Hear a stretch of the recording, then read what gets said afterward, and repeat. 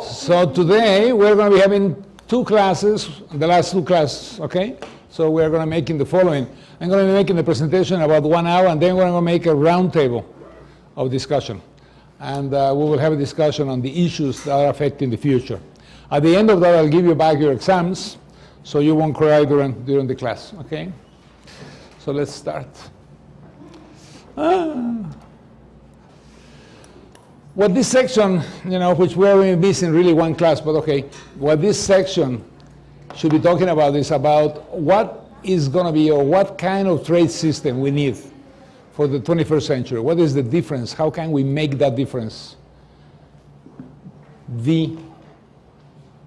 viable and create the kind of system that we will require in this century, okay? So a little bit what we're going to be talking about prospects and challenges. And what I would like to do to start with is give you a video that will give you an idea of what people are thinking are those challenges.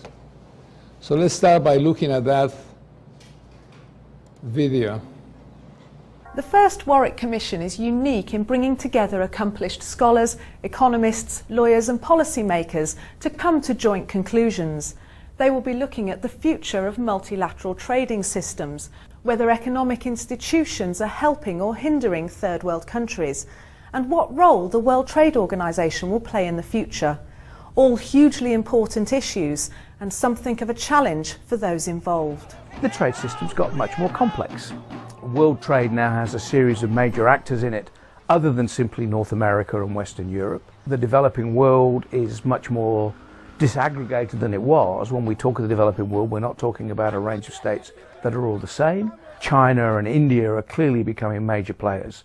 You actually have to cater to the interests of a much wider range of actors, not only the big players, but also the smaller players.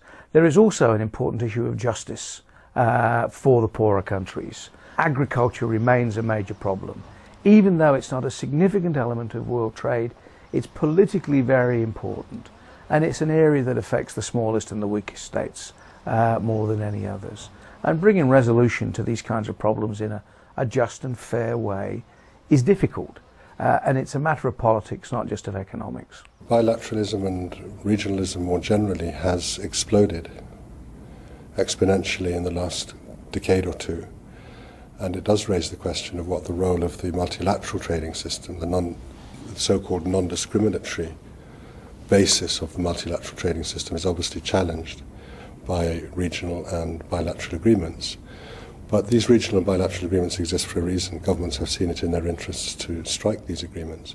I think our job as the, if you like, the core focal point of international trade relations among almost all nations is to play for coherence, to try to ensure as much coherence as possible in these different arrangements. It's the unbalance between the memberships, imbalance between the level of development of the different members that create vast difficulties. Also, the fact that we've made a lot of compromises and we've made a lot of adaptations. The countries that are already developed benefit of a certain wealth that help us compose with the disparities that trade agreements bring. In the South, they don't have that. In the developing countries, we have to find new ways to accompany the WTO progress. What I mean is that I do believe that we will continue to make progress in whatever we negotiate at the WTO, but we have to find ways of redistributing the benefits of the economic benefits better between nations, but within nations as well. For many years, the WTO was dominated by a small number of powerful states, the Quad countries. Since 2000, that's begun to change. I think that developing countries have obtained a voice. The open question is whether they have obtained influence, and I think that a central challenge moving forward is to find a way to structure a process so that all states, not just the powerful states, can be heard. Trying to achieve a balance between multilateralism and bilateralism and still retain a sense of world order will be a key discussion point for the members, especially as it is the search for equal status amongst the developed and developing world that's caused controversy over the last few years. The Doha round is trying to come to grips with the endemic problem of international trade, which is farm subsidies in the West. Agriculture has always been either a deal maker or a deal breaker. It's a very contentious issue because you are trying to reform the agriculture system in Europe and America, and Japan, Korea, Norway, etc. These are the kind of countries who are interested in keeping high tariffs, give high subsidies to their farmers to be able to produce at a low cost and sell around the world, which has in turn had the sort of deleterious consequence of the developing world farms not being able to produce and be able to compete effectively in the global market, including their own domestic markets. It's difficult to put a very clear meaning on the notion of equity in trade relations other than that we create a level playing field in which there is equality of opportunity in some sense. I think that's what the system seeks to do. Of course, there are many things that can legitimately be criticized about the system in relation to whether or not the rules are fair. But over time, I think there's an evolutionary process by which the rules do become more balanced in the direction of serving the interests of a growing number of countries that have real stakes in international trade. I believe that the WTO is in a crisis. The multilateral system, trade system is in a crisis, and yet many of us hope that we do not go into protectionism. I think protectionism will not benefit. The losers of protectionism will be developing countries. Also developed countries, but particularly developed countries. So it is still multilateralism in a positive sense has to be seen as a global public good. But in the end, our solution, proposals we come up with, the WTO has to be open and to say some changes need to happen. If you talk to senior trade officials and more importantly politicians in any of the countries that are major players in the system, they will all say to a person, yes, we know multilateralism is the first best option, and yes, we know how important it is, but they spend much more time and energy looking for the next bilateral to negotiate. And I think that if that problem can be addressed, and that perhaps is the most intractable of the problems, then the system may be well down the path for reinventing its importance and its relevance and its legitimacy. One advantage the Commission has is the mix of people around the table. They're considered to be part of a new generation of thinkers who have a fresh view of the pros and cons of multilateral trade systems, and so approach the task of providing viable answers with enthusiasm and optimism. It was absolutely crucial to get a mixed makeup of people.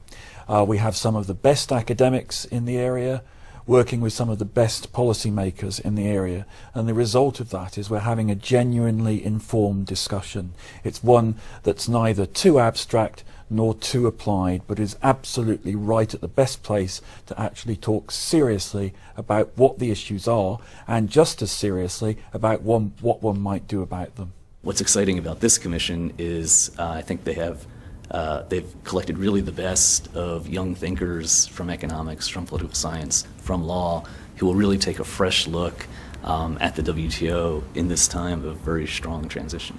The system is in stasis. The system has run out of gas. It needs a push. I don't think the push is going to come from inside. It's going to come from outside. Hopefully we can contribute to that. I have high hopes for a report that will be creative, forward-looking, helpful, pragmatic, and able to resolve some of the tough issues that we've been encountering. Over the next few months, the Warwick Commission will hold further sessions in London, Brussels and New York before reporting its findings in Geneva in December. This first Warwick Commission will no doubt raise the profile of the university and its ability to contribute to the international debate by providing this unique forum. So, What you watch right now is what's called the Warwick Commission, okay?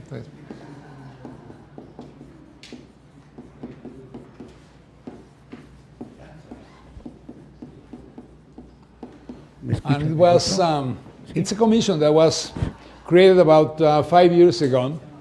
And the whole idea for the commission was to start thinking about what should be the new role of trade and how trade should be organized in the future. And so what you just saw is this video from Tom Abbott's Future of Multilateral Trade after the Doha round. So then the questions are, since you watched the video, what are the questions that come to your mind? What's going to happen with the WTO? Okay, so one question on the future of trade is, what role for WTO? Okay, but when you say that, what are you saying, in fact?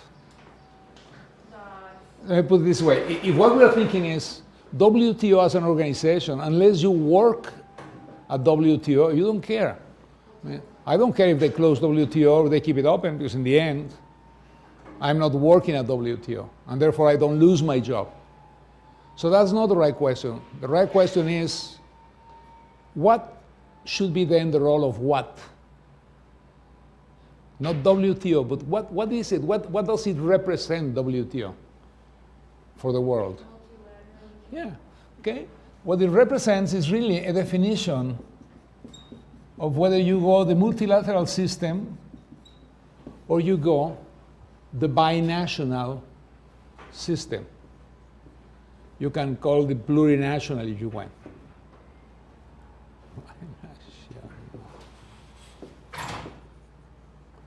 So in fact, what you are saying right there is a key factor, and that's, whenever one listens to things, one really doesn't understand what the meaning of that is, okay? I don't care if they close WTO. I don't care if they create a different structure. What I do care about is WTO plays a role, and that role is a role of multilateral trade agreements. And so if I don't have a WTO in the future, what I'm really saying is I am not going to have a multilateral trade agreement system in the future. Now, if we do that, what is the basic principle of WTO?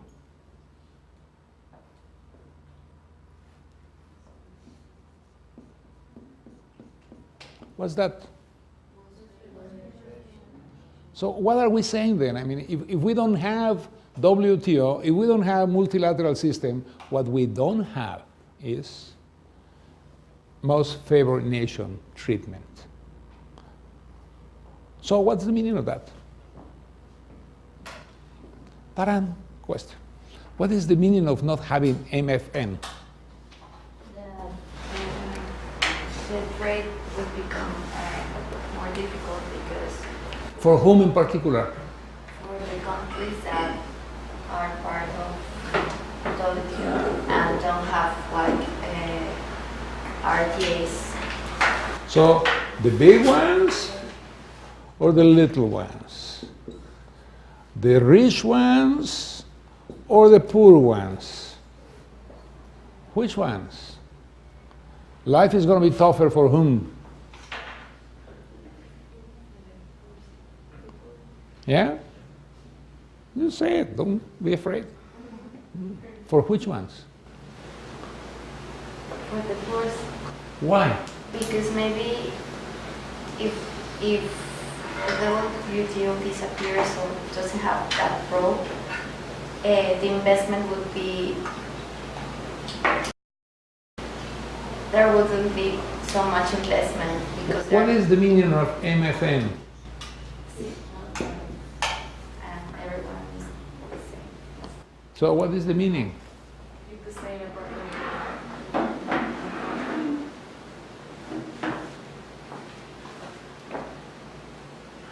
You are writing papers right now. I'm going to be grading your papers. And I really don't know whether one person wrote that paper or the whole bunch wrote the paper. But you're going to get one grade for the paper. What grade are you going to get? Depends. But once you get your grade, who gets that grade? The author of the paper or all the people who put their names on the paper? Okay, that's called the free rider concept. Yeah? Some of you didn't work. And that's absolutely, I can assure you it happened, okay? Didn't it? Now don't tell me who was the one who worked more and less or whatever. But some people didn't work. But the problem for the other people is, if I don't write the paper, we all get 0. But if I write the paper and we all get 10, everybody gets 10. And so the problem that you're facing in the groups that you have created is the lazy one is a free rider. Because he's a free rider. He's going to be riding along with you and getting the grade, whether he or she did anything or nothing. Because the rule of the game that we impose was most favored nation. Yeah? And it meant you don't have to give anything and you will get everything anyway. Whatever negotiation takes place between the two big ones, you are going to get the benefit of that. Because this is the concept of MFN, most favored nation. This is exactly the concept that we are living right now with your papers, okay? And you may be very upset about these lazy colleagues of yours who didn't do anything and don't do anything, but there is no way that you will take 0. Okay, maybe a group doesn't care and they will all get 0. That's fine. So those who are willing to have a 0, by joining people who are willing to get a 10, in the end will get a 10. And because I impose rules of the game as the professor of the course, everybody of you cannot escape the rule. And the rule is, I don't care, that's your problem. How you work is your problem. But this guy doesn't, tough luck, you know, that's life. Life is like that. You have to learn those things also. Well, basically, MFN creates this rule, okay?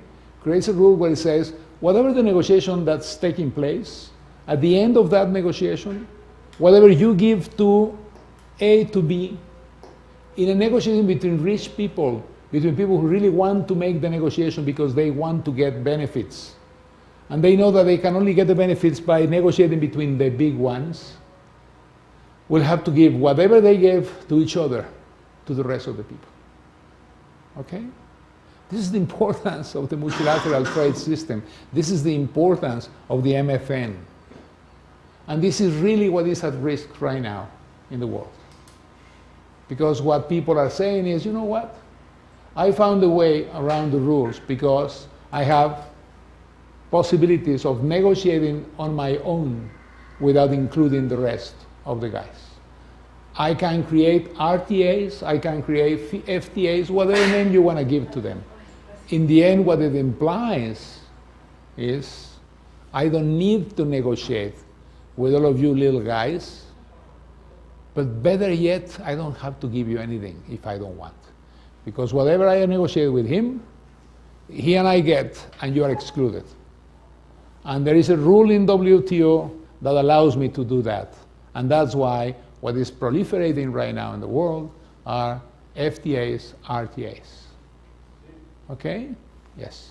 So how do you create a system that still has the most favored nation principle, but gives incentives for countries to do the negotiation? So that's going to be point 1 of the discussion, yeah? What you are saying is, but what I'm trying to do with you is, people tend to just say, well, yeah, the WTO disappears. What is the meaning of that? Is an organization disappearing, means disappear the organization. Is that all? Because if that's all, let's disappear it. I mean, you know, there are a bunch of bureaucrats. Many of them don't really work. They cost a lot of money to the world. Because we have ambassadors for each single country. If there are 159 nations in that place, there are 159 ambassadors living in Geneva, Switzerland. And if you have been in Geneva, you know that's a nice living if you are there. Okay? But also, true, another thing. Smaller countries may not have the money to put an ambassador in Geneva. And therefore, they won't be having anyone to defend their interests on a long-term basis. They will be the ones who get the least capabilities, the lower level of capabilities to defend the trade system. Therefore, if the trade system is defended in a general framework, that country is going to be better off in the end.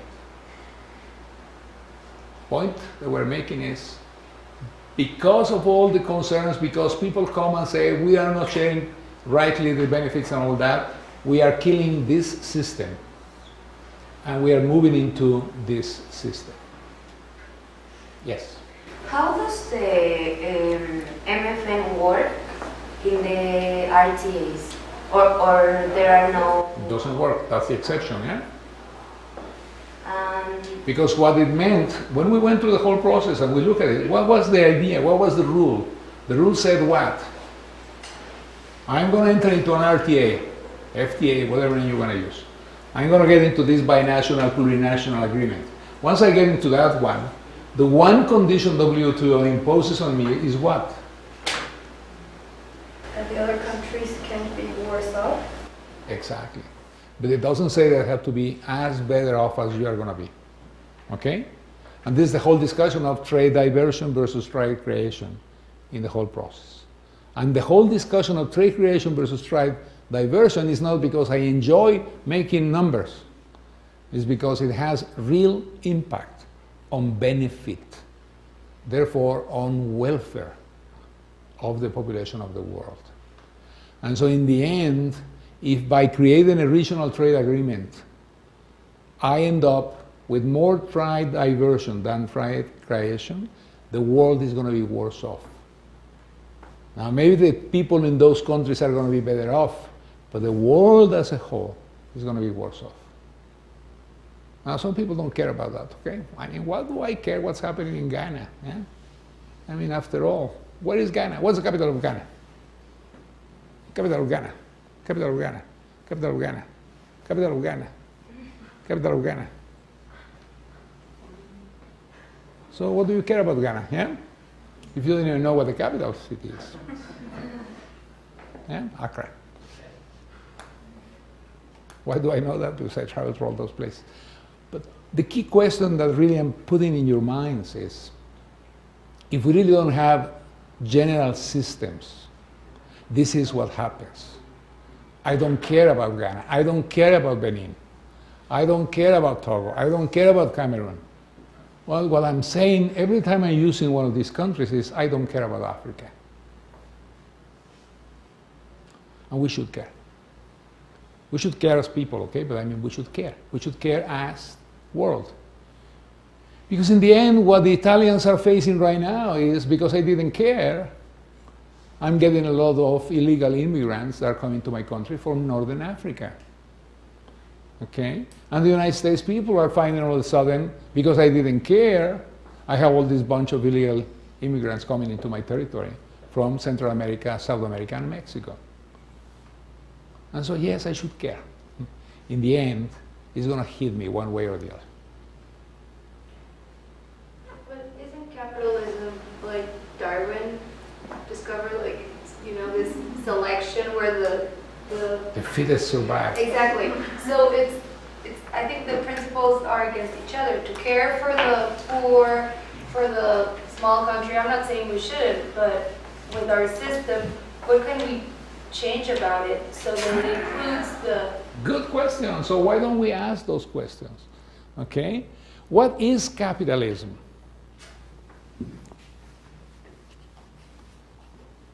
What is it? What is a market? The willingly or voluntary exchange of goods. But what is a market? What's the use of a market?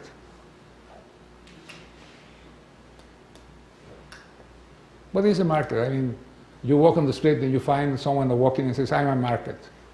Does it happen? No. So what's a market? Where you can buy or sell something. Okay. Does it have to be a physical space? Okay, so what is a market then? Conditions? Hmm? The conditions? I don't know. What is a market? the conditions and the customers you have to solve your problem. But you see, you have to think, okay? Please, if anything else from this course, please think. Think is important. This is the only thing that separates you from the animals, okay? You can learn, you can think, you can react, you can change things. I mean, and so you have to think. The only important thing is to think. But to think means not to think in the sense I'm daydreaming, okay? It's to think. Use your brain. What for? To think what is really the meaning of what I'm talking about. So when we talk about the market and we go through the street and there is the market in Cholula, okay? So you can talk of a Cholula market. What is the Cholula market? Okay, it's a physical space. Yes, that's how markets started. Because what I need is what? What do I do in a market? Okay, so what you do is you sell and you buy, yeah? Yeah? Do I need a market to sell and buy something? Okay, but then if I don't use a market, what do I use?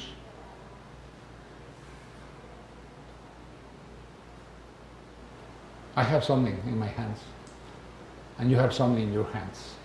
I like your watch, and I say, I really like your watch. And you say, yeah, well, I like it too. And says, well, what will it take for you to give me your watch? And then we sit together and we start bartering, yeah? We start making a negotiation. And what I say is, well, if I were to give you my tie and my shoes and at some point the other person thinks, let me see, I watch and he's going to give me this, this, this, this. What can I do with these 4 things that he's willing to give me? Because can you wear it? Can you put my pants on? No, probably. Probably not, okay. And so the point is, if you don't find use for them, it's going to be very difficult to make an exchange. Because I need to bring something to you that will be useful to you. Okay? And you have to bring something that will be useful to me. And life is very complicated if it has to be on that basis all the time. So we discover something called markets. And what we do is we go to that place. Because what am I going to find in that place? And why do I think that I will find that? Because there are a lot of things. And a lot of people. And so I'm beginning to understand now everything that people told me when they were talking about markets, demand, and supply. Once you start thinking that way, you find the reason why it makes sense to have markets. Because what you're saying is, if the market is very limited, the number of transactions I can make in that market is going to be limited. So there is going to be less goods traded. And if there are less goods traded, the probability that what I want and what that person wants match is going to be smaller than if I go to a market where it's unlimited number of things and people doing. So what market do I prefer? Sure. Because at that market I know I will find what I want and someone is going to be interested in what I bring. Well, that's a market, okay? That's all. There's no such thing as I'm invented a market to destroy you and take away your things and what have you. That's not true. A market is just a convenient vehicle to make transactions. So, why do I need to go physically to a place when I have internet today? Do I really need to go and buy? I can do everything by internet. My daughter seldom goes to a store. She hates going to stores. So what she does all her trade by internet. Oh, she buys, and she pays, and she gets. Okay, what do I need then for that to happen? I need a system in which I can trust that the transaction I'm making, without really actually having a physical evidence of the good, is not going to disappoint me at the end. Yeah? So I need rules, I need certainty, I need things that will tell me I can go into this worldwide market now and I can buy a product in China and that product is going to come to my house. In order to do that, I need a series of things. I need transportation, I need this, I need reliable things that will tell me that if I get in touch with a person in China and that person tells me that the watch I want, she or he will sell to me, and I need to make a deposit in a Chinese bank from a Mexican bank, then imagine the things that I need, okay? I need a system that will make the transaction possible. I need a system that will make the transaction in terms of the physical good arriving at my home. I need a system that will allow me to make the communication with that person. And this is really what's happening with markets today. They are just becoming, if you want to call it that way, more sophisticated. But that's all. This is exactly what they used to do 5,000 years ago in Babylonian times, okay? It's just that you need a market. And there were no markets at the time, so you went to market, which is what many people do still in Cholula. On Sundays, they come to market. And they bring goods for sale, and they buy things.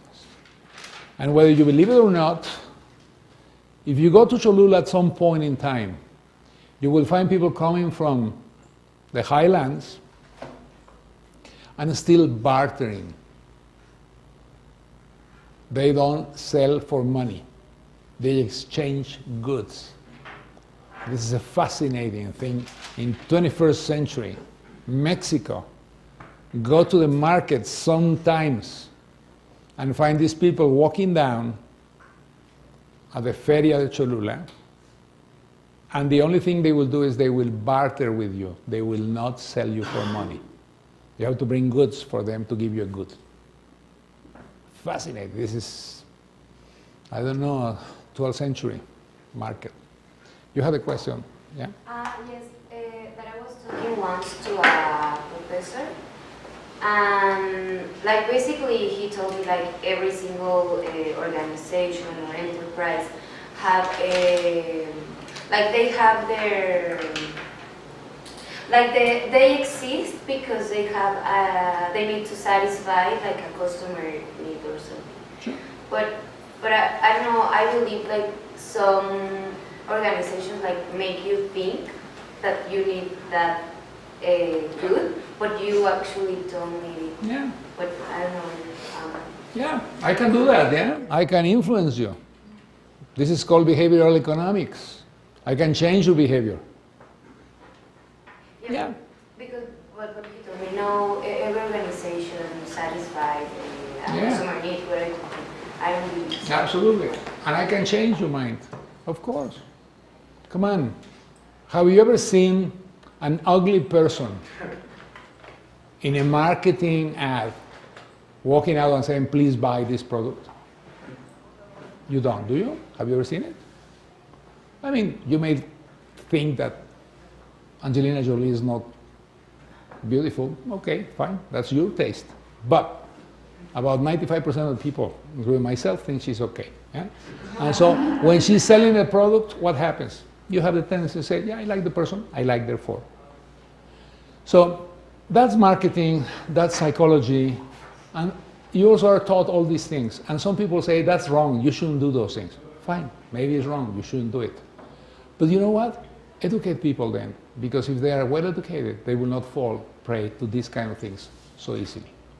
Despite all that, there's still a market. Yeah? And if I don't like the product, I don't buy it. And if there is something like, I buy it. Okay, so that's one way, market. The other way is, I command. I am the state, and I decide what each one of you is going to wear.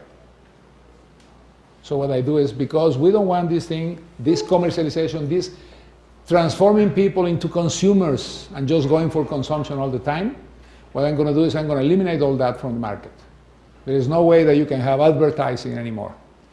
And thinking about it, what do we need a market for? Salud. So what I will do is I won't have a market. What I will do is I will decide what you guys can and should wear, eat, and think. Is that nice?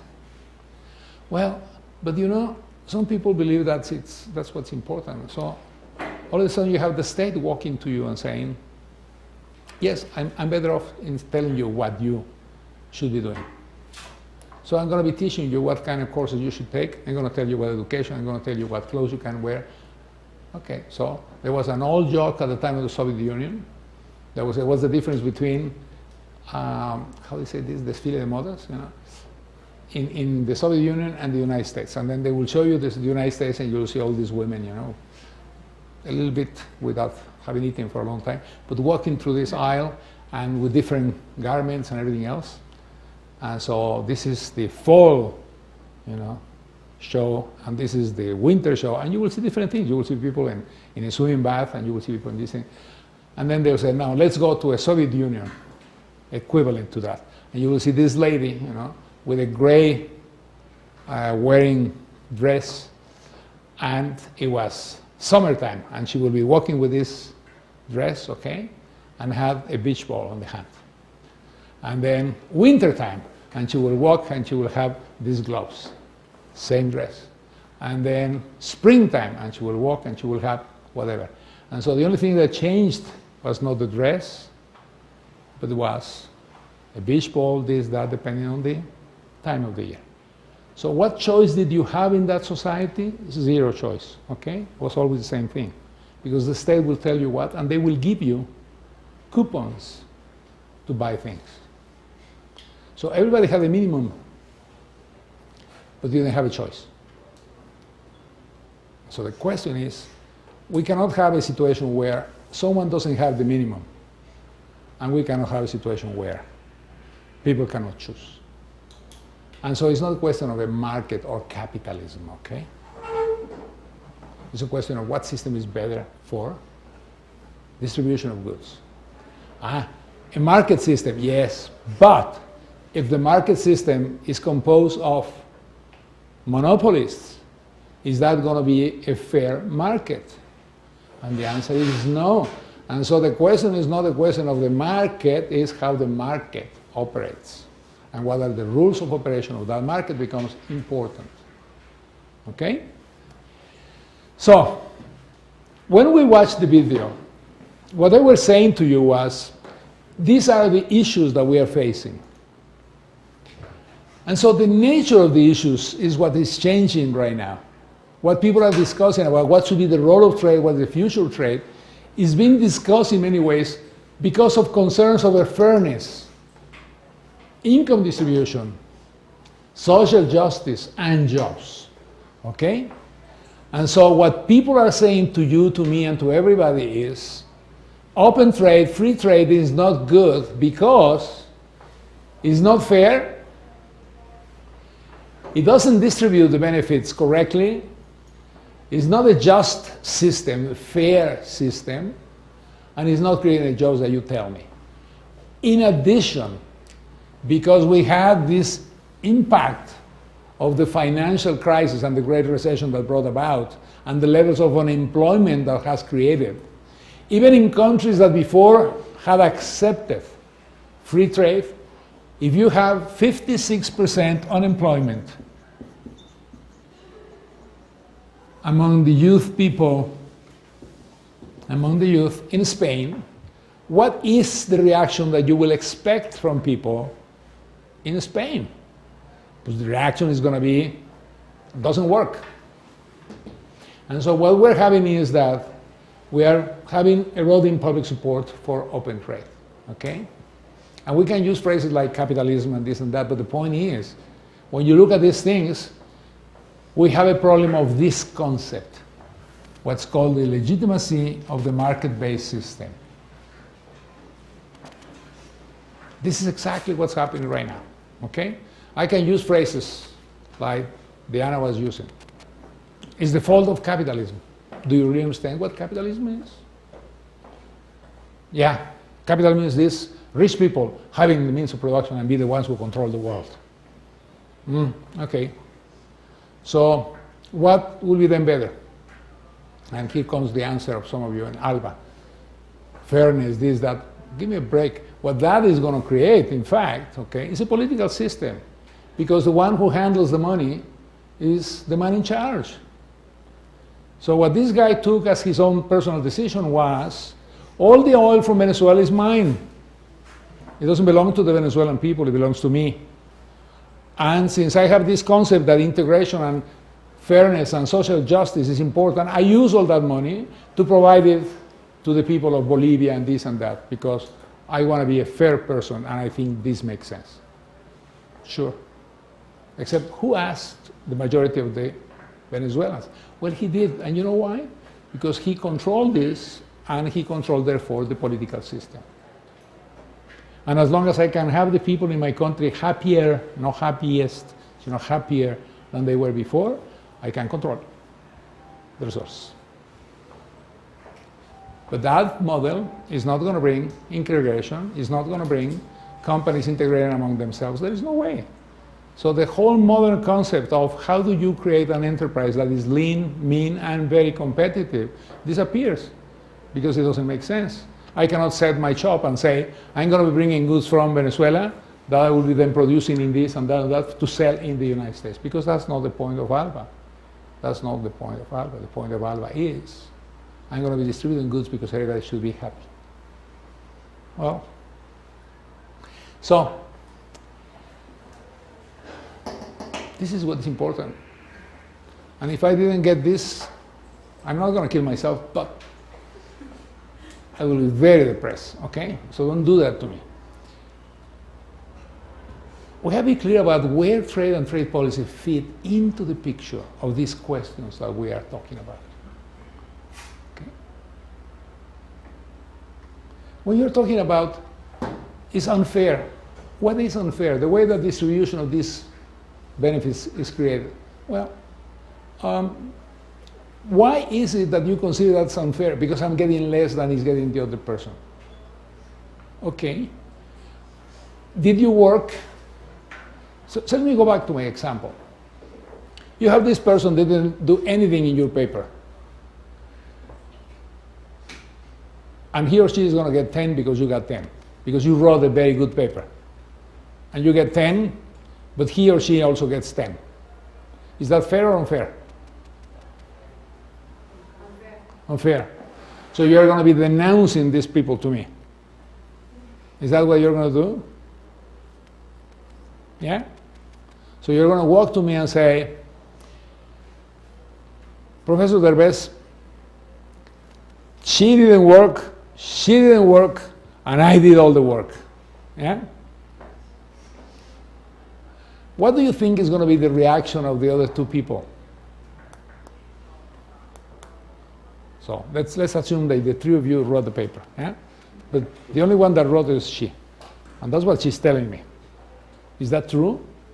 No, of course not. Is that true? Yes? So she has 0, and you get 0 because she said that it was not true. So you lied. And since she didn't say yes or no, she just kind of, yeah, I didn't read it. This is what you're facing there, okay?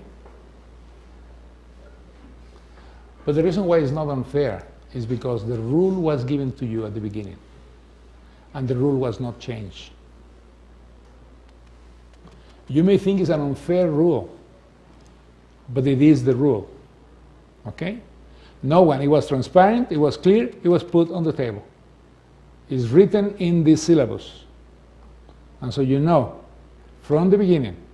Second, I told you, you choose your partners. Okay? So don't come with me later and tell me these things. Because in the end, this is part of the game that's also important for you to learn. The fairness and unfairness question is going to be difficult because of this. But the one reason why it's not unfair is because at the beginning we were told what were the rules of the game. Now, they were imposed on you. You cannot choose them. That's the only part where it may be unfair. Okay? But your partners were not imposed on you. I can make it even worse. I can tell very quickly, after years of teaching, you can tell very quickly how the groups are formed, what will be then the combinations of things and what have you. And after 2 classes, you pretty much know who's going to work, who's not going to work. And so I can even say, you know what, this person I know she works, they don't, so I'm going to put them together. I am going to put them together. And then she's going to be very upset. But I know one thing, she's going to work. And so the question that you will have to ask in the future, I'm not saying that this is true, okay? The question she's going to be asking in the future is, how can I change the rules? Because the rules do not allow the system to be fair. Well, here what we're talking about, with the example, we're talking about the results. But I think the 3 of us in this example had the same opportunity to get a technical. And I think the real problem with the market-based system is that I'm not saying we should judge the results by fair or unfair, because everybody works at their pace and they deserve what they get. But we all should deserve, like you said, once the same opportunities. And that's the problem, right? Yes. And so what I need to make sure is that people understand one thing. Trade in itself is good.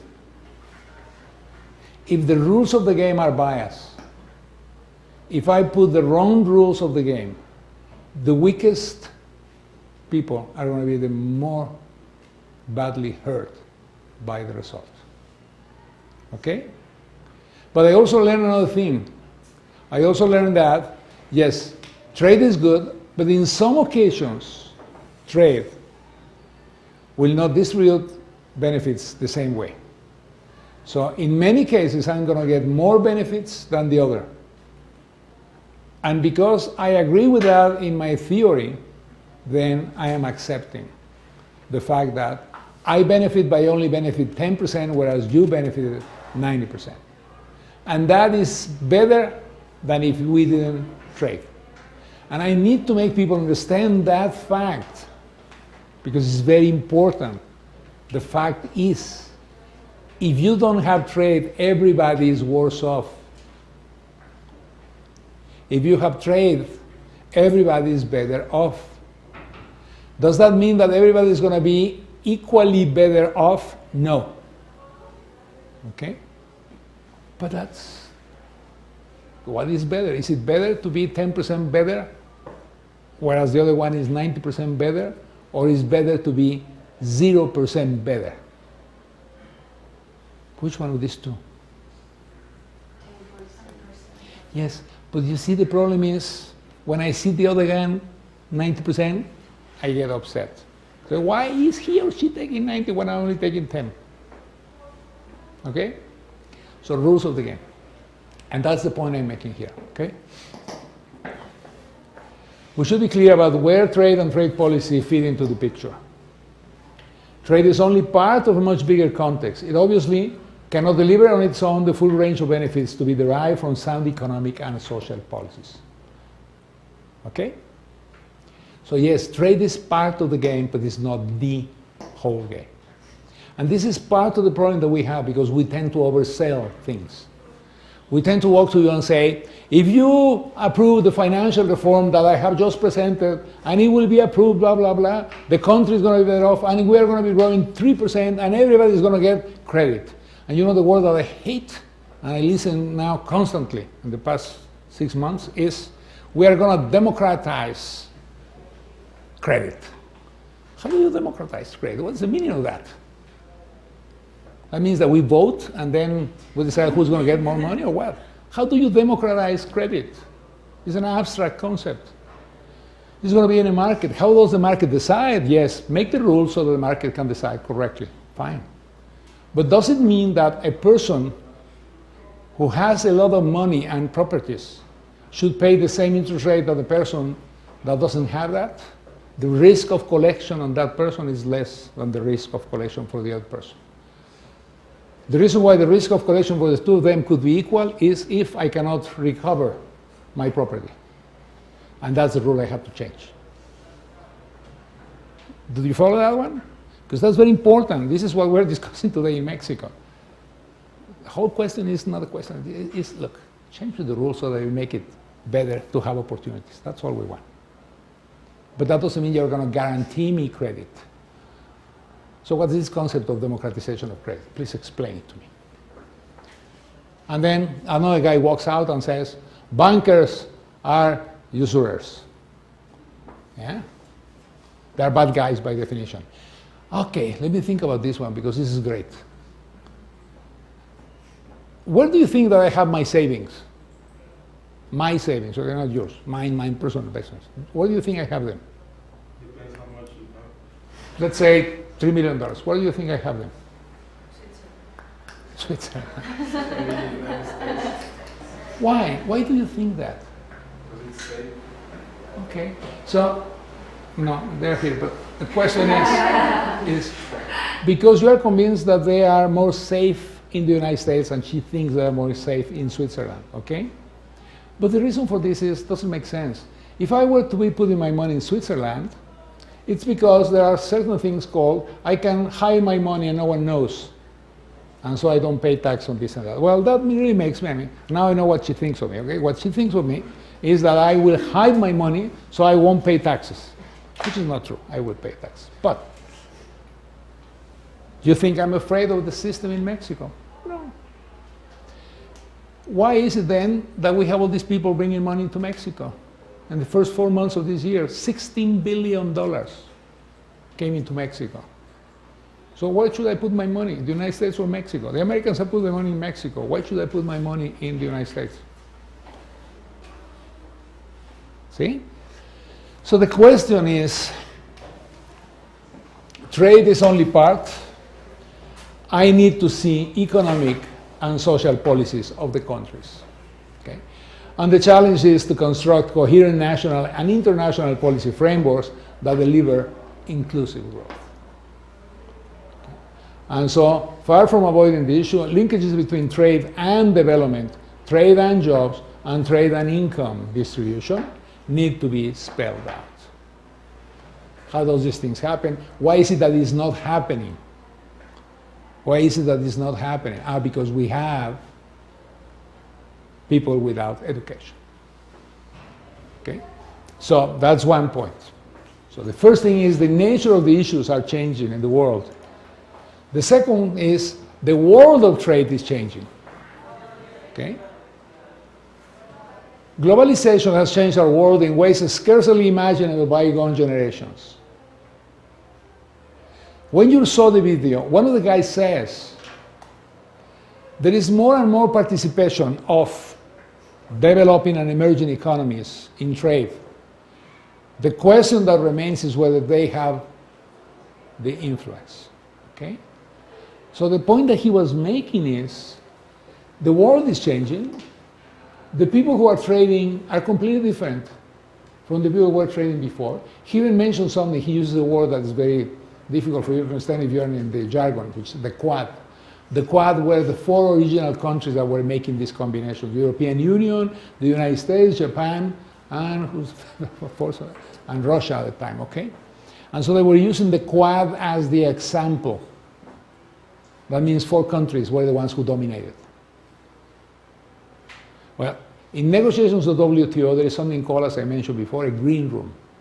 And in a green room, it's not green, of course, but in the green room, you have representatives of combinations of countries that will negotiate, because it's very difficult to negotiate with 159 at the same time.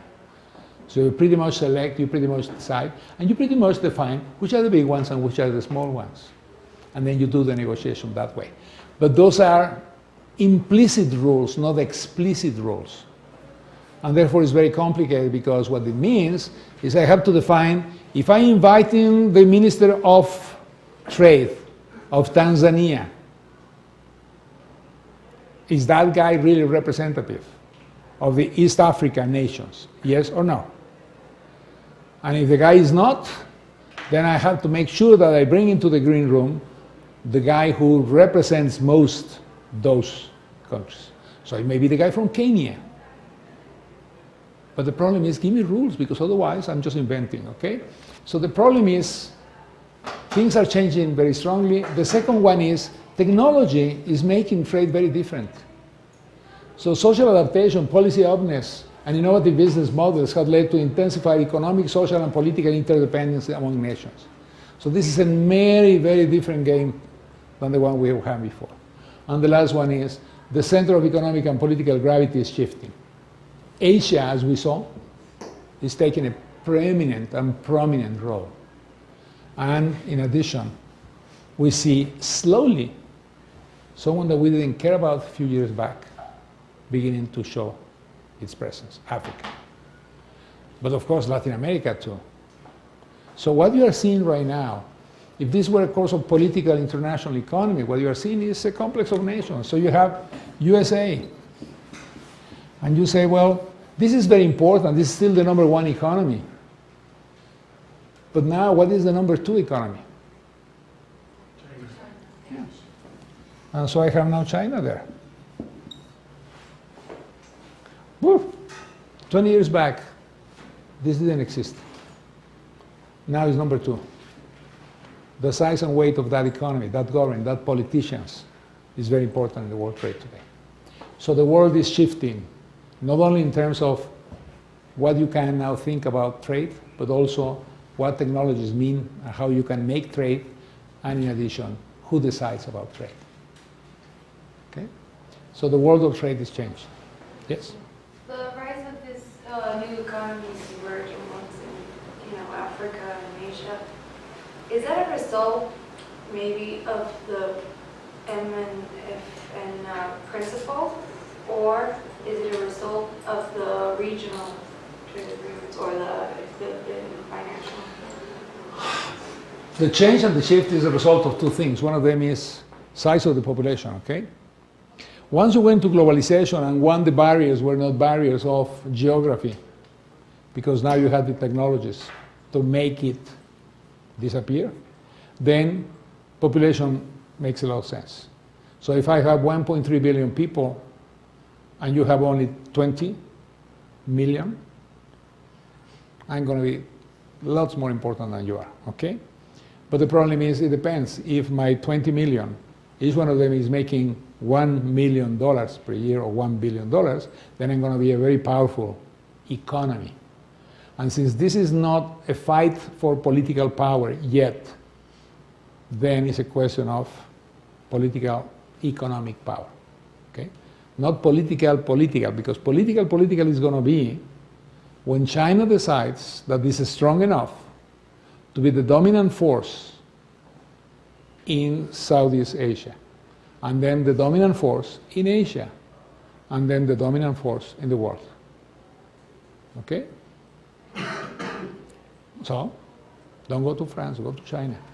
And so the question, and this is true, by the way, we're now negotiating with some Chinese universities because we need to make sure that you go to China more than, I love France, my father was from France, but. So the key question for all of you is, in your lives, this combination is going to make something which is incredible, and it's this. The center of economic and political gravity changes. And so decisions are going to be taken in a very different way. We saw some of that during the course, and one of the things that I want you to remember is they think very differently from the way that we think. We need to understand how they think. Because they now understood how we think, and they are using that. But we need to understand how they think, so that we can make business with them. But anyway, these are the changes in the world of trade, okay? And then, of course, the other thing that's changing is the nature of trade. What's happening is, whereas if you look at the structure, look at the years, okay? Look at the years. I mean, if you look at 2008, you have structural war exports and structural war exports in value-added terms. And in terms of the value of selling, you are talking about manufacturing 65%. But in terms of the value-added items, only 37%, whereas in services you are getting 45%. This is the famous iPad and many other things, okay? And what's happening more and more is the value added, what really gives you income, is not in manufacturing, but it's shifting into services. And so if I'm going to be the kind of country that I want to be, I need to gear all my political industrialization program, education, etc., towards services, because I know that in the future, the goods that will provide the most value added are going to be goods in the service sectors. Okay? If you are working for a company, this is important, because what you are telling the company is, don't get into agriculture. If there's the only thing you can do, well, tough luck. You have to work there. But in fact, what's very interesting is what's happening in this area. And all this area is basically innovation. So you need to create innovation in our countries. And that's one thing we are not creating in this country. And so an example of how to prevent problems, well, you know, one of the problems is education and skills. Why is it that we don't have jobs? Well, last time I told you, you are lucky. You are going to get a good job. You are going to have your own company. You can do many things.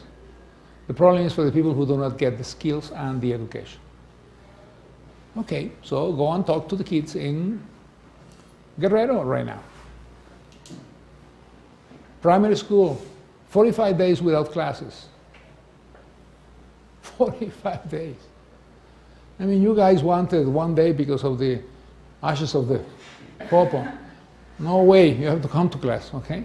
But the key thing there was, these kids have lost 1/3 of their program. And it doesn't matter what people say, there is no way they're going to recover that knowledge, okay? And as long as we have a system that creates that disparity in the way that you have access to education, what is happening is that you don't have the education nor the skills required by this world. And so successful integration of the young into labor market is therefore likely to depend to a significant extent on whether the cohorts of young entering the labor market have a set of specific skills that roughly correspond to demand in the market at any specific point in time. So, yes, trade is very good. Yes, Fiat Corporation comes to Mexico, makes an investment. Yes, and they need now workers. What kind of workers do they need?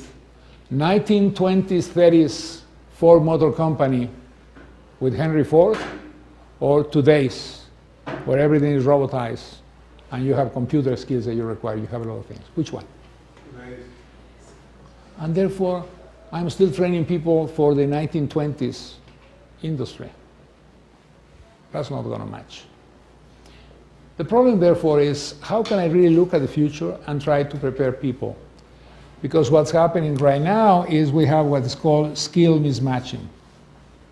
So I can open my economy, I can tell you that I am cheap labor, but in fact I'm going to be very expensive if you have to train my people to work. So what I need to do as policy is I need to train people. And if I didn't train them before, I need to create the training grounds for them. And I'm going to give you an example how we did this. This can happen. When Fox was president, we went to see the people of Bombardier, and we convinced the people of Bombardier to come to Mexico and install their factory in Mexico. They took the decision for many reasons to do it in Querétaro. By the time that they had taken the decision, the one thing that they gave us as a request, the most important request is, you don't have people with the skills we need. So we need a training education system that will do that. And one of the contributions, the biggest contribution, the one that they consider the most important to settle in Querétaro, was the fact that the government of Querétaro and the federal government agreed to put what is called the University of the Air in Querétaro.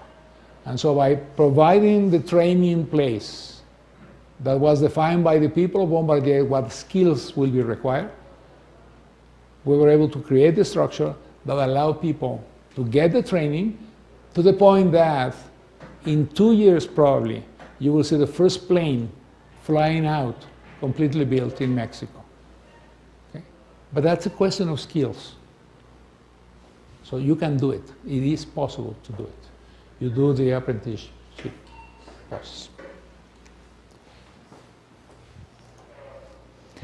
And so we go to a report that I'm going to be sending you, where Talal Abu Ghazali, Palestinian, says, I'm a fan of the World Trade Organization. Its core mission is negotiating a more level playing field of predictable rules and standards so that all nations, big and small, poor and rich, emerged and emerging, may prosper from the economic forces of opportunities unleashed by trade. And it also arbitrates disputes between its members by who is right and not by who happens to have the might. And this phrase is great. I want solutions by right, not by might. Now, how can we disagree with such a fundamental sound raison d'etre? The point of this gentleman, when he's looking at this in this book, which is called WTO at the Crossroads, the report on the imperative of WTO reform agreement, is this is a great place, this is a great institution, not because of the institution and the facilities and the buildings and the place, but because it creates rules that make predictable trade. And rules that when people are not doing things correctly, force them to do them correctly. And so, in his book, he talks about 4 fundamental issues. Trade promotion is going to be very important. How you provide the possibilities for many countries, small and big, to promote their trade. And that implies trade facilitation, okay? You need roads, you need skills, you need many things that otherwise won't happen. So trade will happen, but you need complementary policies in a domestic sense. You need also streamlining and strengthening decision making. Do it quickly, do it right. Enhance governance. Many of you talk about corruption and this and this. This is enhanced governance, transparency, and create a credible process which will judge and act on reform proposals. Because in the end, everybody who will participate, I want them to be convinced that they should participate. So if I go and impose a system, people simply by definition decide not to participate. So I need to talk to all of them. Now this is very boring, okay? It's easier to go and say, do it. But if you want people to really do it, you need to have people convinced to do it. Okay? And so he says, first and most important, the global economic and political environment has become increasingly unsettled over the course of the Doha round due to both adjustment pressures emanating from globalization, including growing competition from China, and new security requirements that complicate and raise the cost of international commerce. Because now what happens is, I'm afraid of terrorism. And because I'm afraid of terrorism, I'm using terrorism as part of the reasons why I will create barriers to trade. So when we're talking about things, we cannot forget other things. Second, there is a sizable gap in the ability of countries to participate actively in WTO deliberations. We need them to be there. We need them to understand what they are talking. Resource constraints are real, and many developing countries allocate their representation to regional bodies that offer more immediate payoffs in terms of unilateral trade preferences. Okay? That means I don't care about the other things and I don't have the people. I am not going to be in all decisions. I will be only in the decisions that I find will provide me with benefits. If you do that here, you are going to go for RTAs because that's simpler for you as a country. But in the end, it's going to be more complicated as we saw it. And third, the foreign policy imperative to work together. We solidify global support to start the Doha round, has frayed amid frictions over US policy in Iraq, increasing competitive pressure from China, and renewed concerns about energy security and nuclear proliferation. So what Jeffrey Schott in his article, which I will send you also, is talking about is you have 3 big difficulties which are happening. And what he's doing is just reaffirming the other things and reaffirming what Abu Ghazali is going to say in his book. Okay? So everybody knows now what is going to be the difficulties. Fourth, success in Doha round is complicated by the legacy of previous GATT rounds. The GATT era substantially reduced border barriers to manufacture imports in both the United States and Europe. So what the saying is, look, you gain so much in terms of manufacturing that the one thing that you are not willing to negotiate now is agriculture. And so in order for me to negotiate agriculture, me, the United States, me, Japan, me, Europe, I need you to give me something that makes sense to me.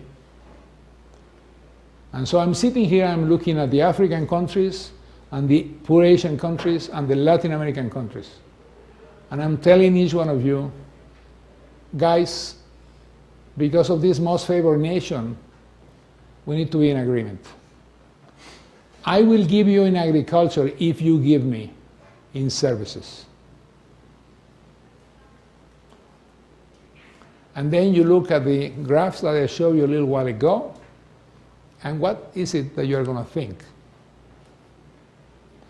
Mariana. I'll give you agriculture, you give me services. And you just saw the graph.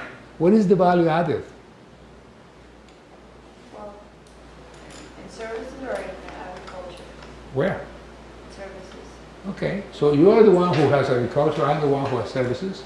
I'm walking to you and I'm saying, we're going to be making a deal. And I will now be happy to provide you with benefits in agriculture, which is what you have been asking me all the time. The only condition I ask is, I'll give you agriculture, which is very difficult, by the way, because I'm going to be fighting with all these guys who are very influential.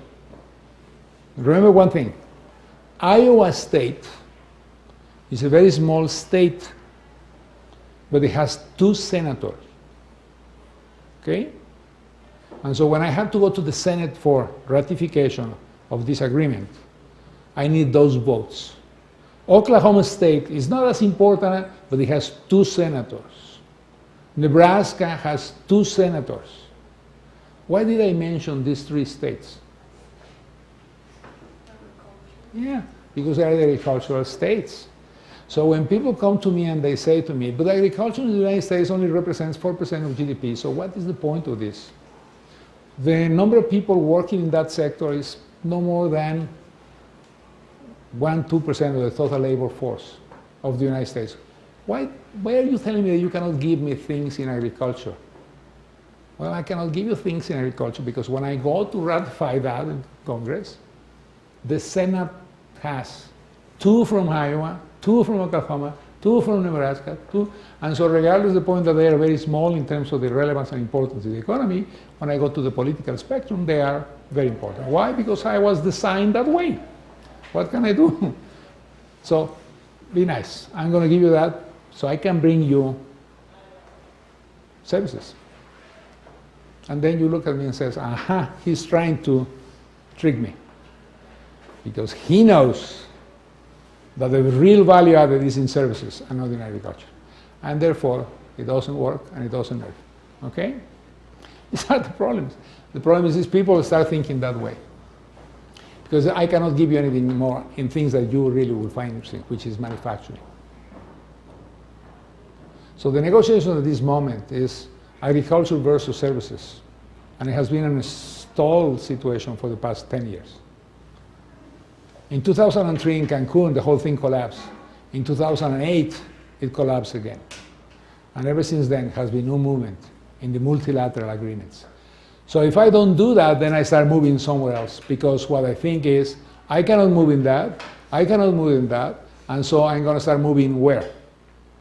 In regional trade agreements. And if I start seeing benefits in regional trade agreements, then I don't need to negotiate in this complicated way. Okay? That's what Herminio could have done, but he's no longer there.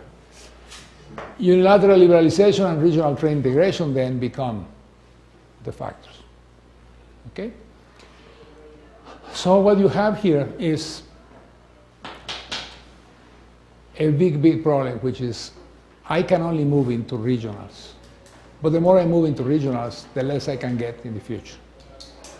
And that's why now I'm negotiating European Union with the United States, some trade agreement. Now think about that and think about Mexico. If I'm going to do that, I need to be included in that negotiation. Why? Mauricio, why? Because we're going to lose the advantage we have when having the manufacturers here in order to export. Why is Volkswagen in Mexico? Because, yes, we have cheaper this, that, but if I'm going to be exporting to the United States, because I will export with disadvantage. But if those advantages are given to Germany because it's part of that treatment, then I'm going to lose that. So I need to be there to make sure what am I going to be getting in the process. Now, will they pay attention to me? Who knows? But one of the things that is very important today for Mexican trade policy is to get into that negotiation, which is the other negotiation that we need to be with Asia. So the TPP, I need to be there. Okay, but if I'm doing that, what am I saying to you right now? I am the Secretary of Economía, and I'm telling you, I'm going to be doing this, I'm going to be doing this. What am I telling you? What am I not going to be doing? Yeah. And since, worse than that, I lost, and you put the Brazilian, then I have zero incentive to go as Mexico, and Mexico was one of the most important countries in trade, to really go for this, because there are no benefits for me. It's more interesting to go on that. And since I have no person there, which I will even be happier because I'm supporting the Mexican, so at some point what's going to happen is down with the Brazilian, okay? So tough luck. These are the things that are in true happening in the world. This is what he's saying, okay? And so, we now pass to something which I'm going to call a roundtable on future of trade. And that means in the next hour, you're going to make a circle right here with the chairs, and we're going to be discussing these issues.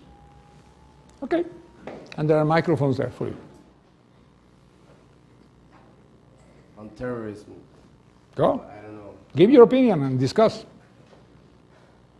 My opinion is that terrorism has been targeted to like just a region in the world, like we have been told to think that like the Arab world is behind these terrorist issues.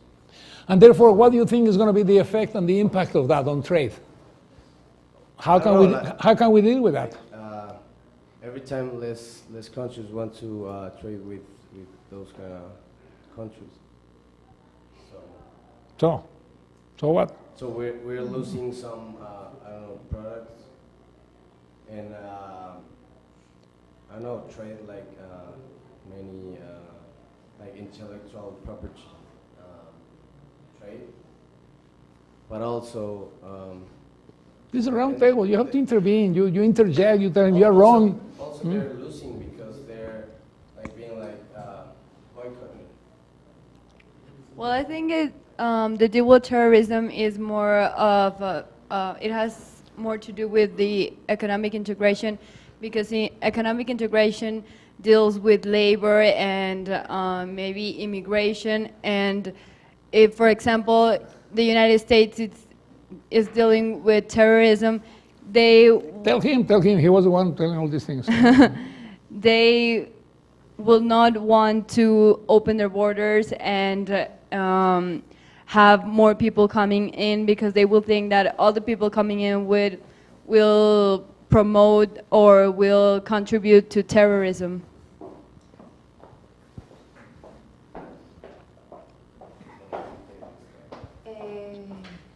So are you saying like since there is more trade and economic integration, therefore there's going to be more terrorism?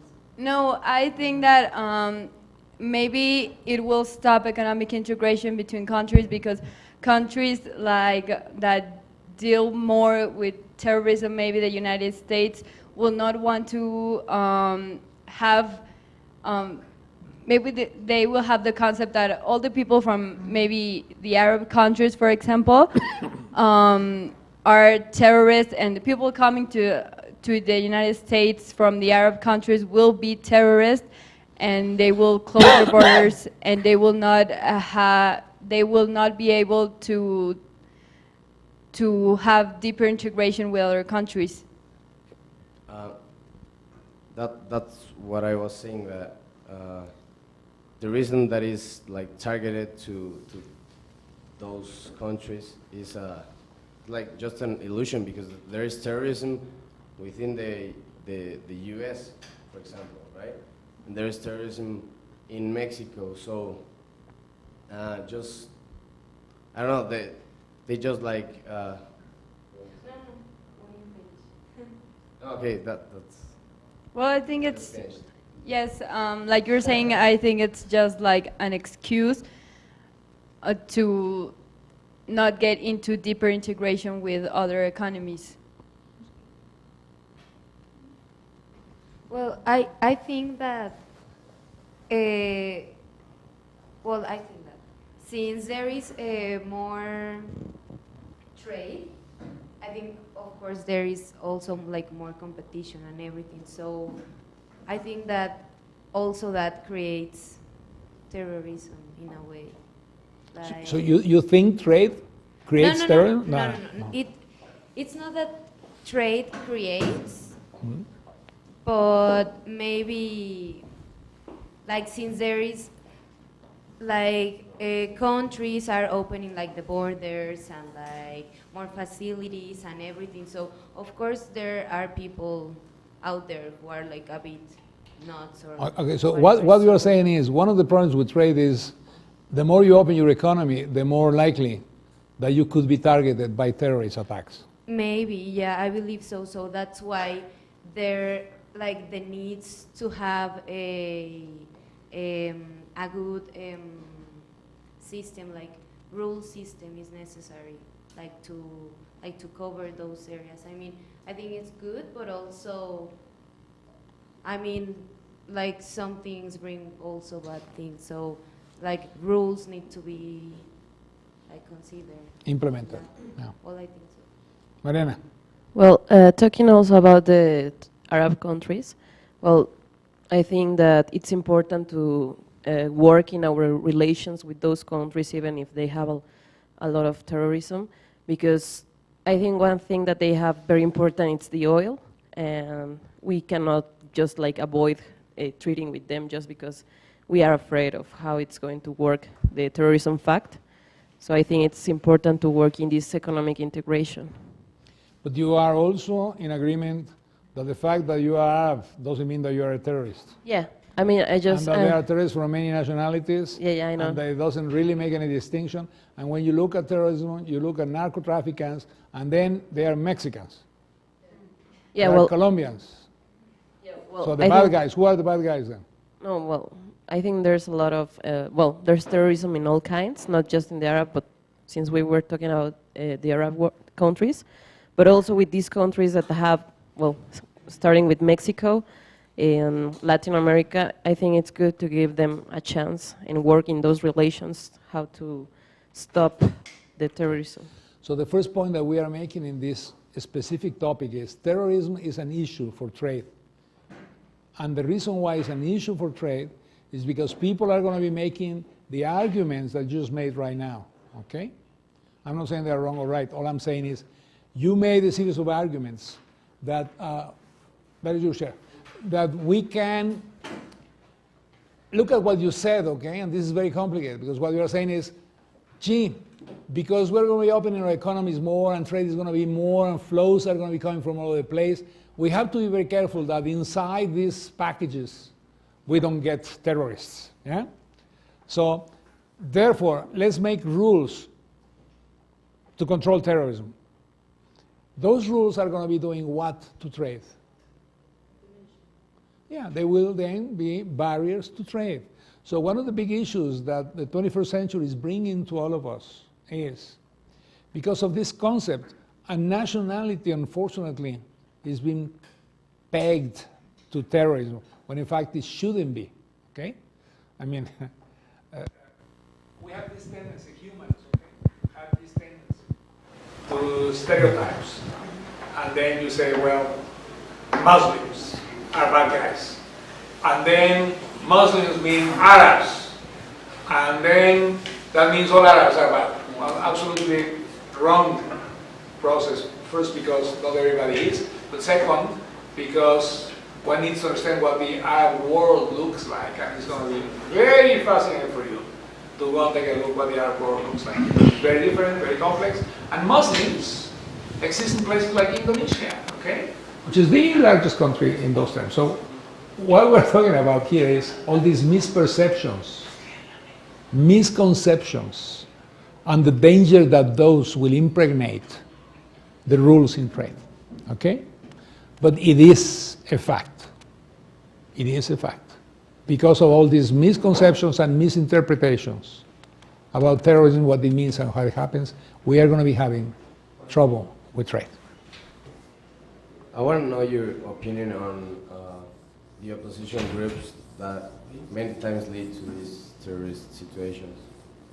Like, every time they're getting stronger, and now we're leading with this situation, the teachers. What do you think, like, this kind of opposition groups that are getting stronger and many times lead to this terrorism? You mean in Mexico right Yeah. now?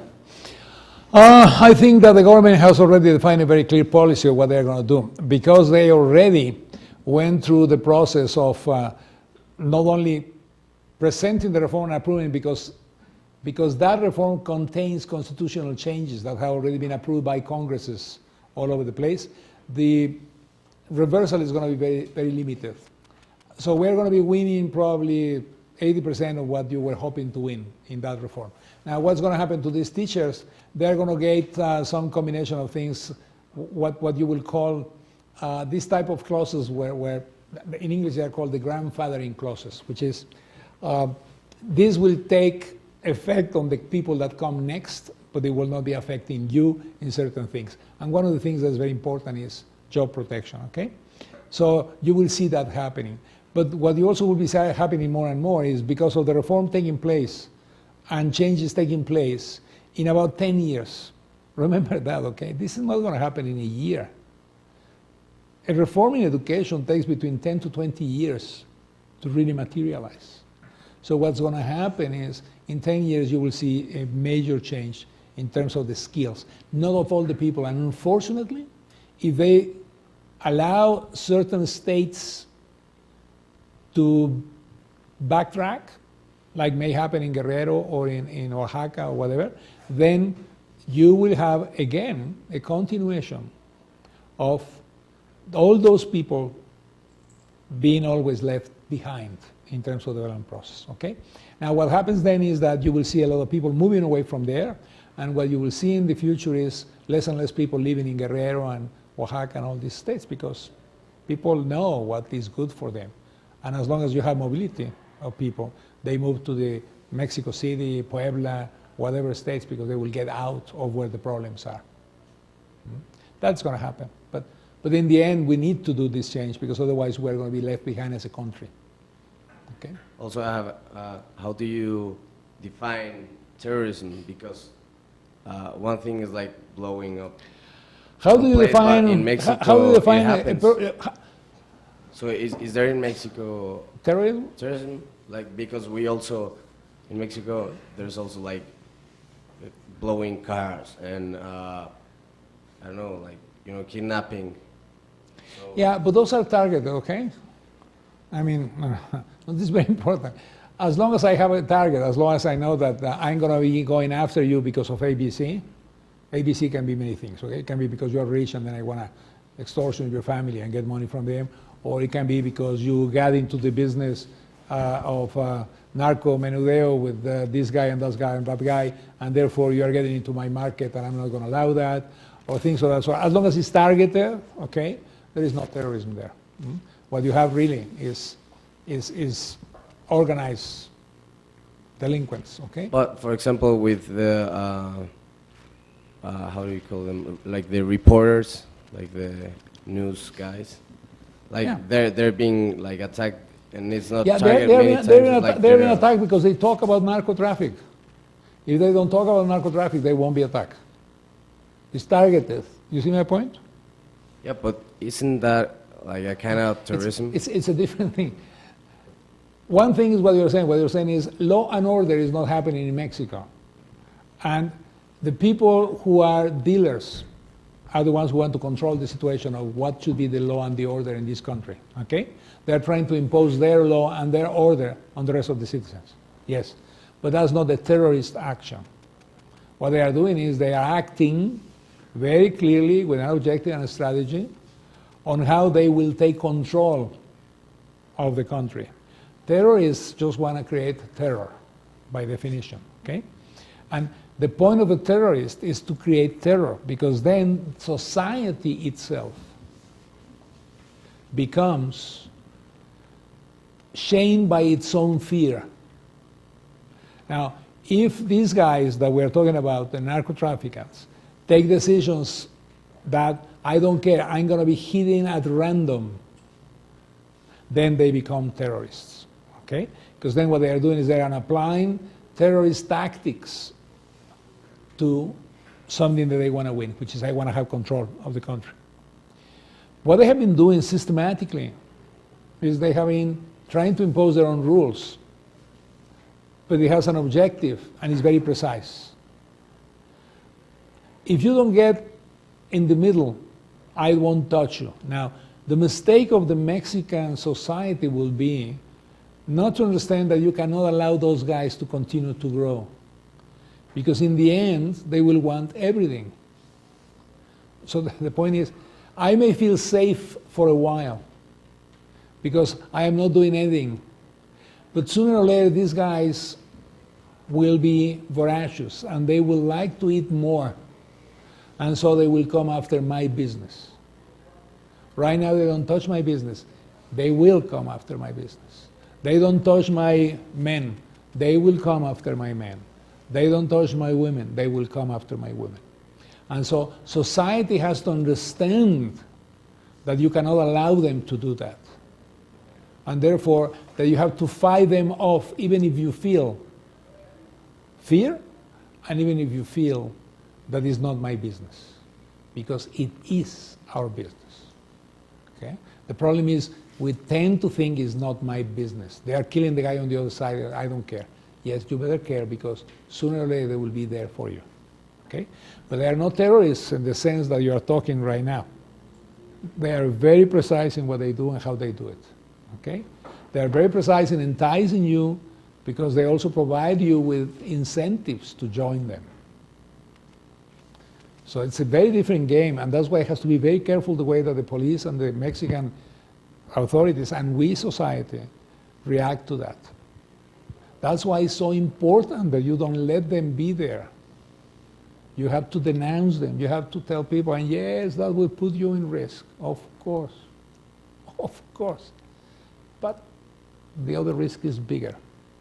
The other one is when they control everything, they control you. And you don't want that. So we should be acting as a society, but it's a different thing. Terrorists are the two kids that blew legs and arms and everything else in Boston, just because they are upset, just because the things that you were doing to them in whatever they were talking about, Chechnya or whatever, okay? This is terrorism because what it does is random. There was a dancer, a lady who lost her leg. She hadn't done anything wrong. She just was there. They couldn't care less. They couldn't care less who was hit by these things, okay? Those are terrorists. Because what they do is they create fear. Because now what you have is in the United States exactly what you were saying right now. Because I'm scared, I start putting rules that will go against me because I will then affect trade. And that is bad for society in the end. But because we are scared, we allow the authorities to take and establish rules, which will be bad for us in a welfare sense, okay? I have a small question. I might be a little bit off topic, but what is your position against legalizing drugs in order to avoid drug lords to not be able to get to finance? For the past 20 years, I've been for legalization of drugs, okay? I think that this should be something that society will take, okay? That has nothing to do with trade, but anyway. from the perspective of drugs, there are two basic elements. One of them is, do you understand that as an illness or you understand that as a business? And to me, it's an illness. So what you need to do is you need to legalize the thing. So you take away the control of resources from these people. Then you have to define whom you are going to be giving those resources to. That's a very important point. Because you can either give it to the state or you can give it to the private sector. And so you have to be very careful how you manage that. But once you manage that, then the question is, what do you do then with education? You need to educate people on the danger of drugs. And so the policy that you should be really pushing for is educate people on what drugs are going to do to them. Show them how your brain will be destroyed very quickly by doing drugs, very, very quickly. Show them how the control of their lives and their persons and what have you will disappear. And so that's my personal position, okay? That cost me, by the way, a lot in other, right now it's irrelevant for me, but in the past, yes. Because I am from a party who has a lot of these strange definitions how life should be, okay? And so when you move away from those definitions, many people get very upset. So you are for electricity? Absolutely, absolutely. I think it's the only way to solve it. Okay. In fact, the government of Fox was the government that allowed, for the first time, that you could consume drugs and not be considered a major problem. You can, as long as it is personal consumption, it's not permitted, okay? Yes. But as long as you do it, and it's personal consumption, you don't go to jail, okay? Thank you. Trading is what's bad. Well, by the way, that legislation was put by Fox all the time, because we believe in that, most of us. Let me make it very clear. I don't think they should be consuming drugs. No, okay? I understand. I understand your position. Isn't that like absurd? Like you can like consume, but you cannot like buy or do any trade with it. So how do you get it? If you consume, how did you get it? And that's the point where you should legalize it, okay? Because that's the point. The point is, it's very stupid because you don't control it anyway. And what you're doing is you're creating an environment where everything is dark and closed and afraid of this and that. Now, the big problem is you are young, and therefore, there is a joke which I won't tell you because you will get offended. But what are the problems of youth, okay? And we all went through that. I mean, I went through that. You haven't gone through what I'm going through right now, but you hope that you will, because otherwise the alternative is you will be dead, okay? So the point is, well, yeah, I mean, you know, the reason why I'm happier than you is because for you to reach my age, you need to be sure that you won't die, okay? And no one can assure you that. But the one thing that you can assure yourselves is if you do stupid things, and I'm going to use that word, stupid things, the probability of you having trouble with your life is very high, okay? And so the key question to you as young people is, if I try, what happens? Well, I can tell you, I've seen many people, okay? If you try, you fall. Believe me, you fall. And so it's absolutely stupid to try. The best strategy is don't try. But your friends, your dealers, they will tell you, and they will tell you things like this. Don't worry. You are strong, you are smart, you are good. So what's going to happen to you is you will overcome it, and you will never be dependent on it. Famous last words. Okay? I've seen very high people making that stupid mistake.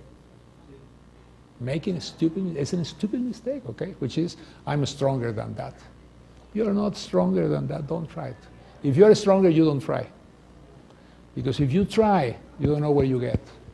And I have never tried it, but I can tell you, I've seen my friends trying it. And I can tell you many of them where they are right now. And they are, many of them dead, many of them incapacitated, many of them in terrible economic situations. I have a very, I won't use his name, but this young guy had everything. He went into drugs. He's now rehabilitating himself. he was 20 years in drugs, okay? He lost his family, he lost his house, he lost his respect, he lost everything. Finally, he had a turnaround, 20 years. So here's a guy of 55 now trying to recover and make up his life. From 35 to 55. But then, you are you. You make your own decisions, you live your own lives. The only thing I can tell you is one thing. There are no body transplants, okay? So whatever you do to your bodies is going to be your problem. It's not going to be my problem. By the way, this speech I gave to my children, okay? Don't worry. And because what I told my daughters is be very careful. Know what you do. Because whatever you do, there is no way I can change it, okay? I cannot give you my body. If I could, I would, but I can't. So if you waste your body, it's your body. It's not mine. And it is yours. So please, keep it. Use it to think, okay? Now, if you have done wrong things, don't do them anymore. I don't care, you know. In the end, you have to live your own lives. But let's go back to this one. Labor issues and migration. Paola. Which one? Labor issues and migration. Number 6. What do you think about it? What do you think migration is going to be? What do you think it's going to do to the free trade system?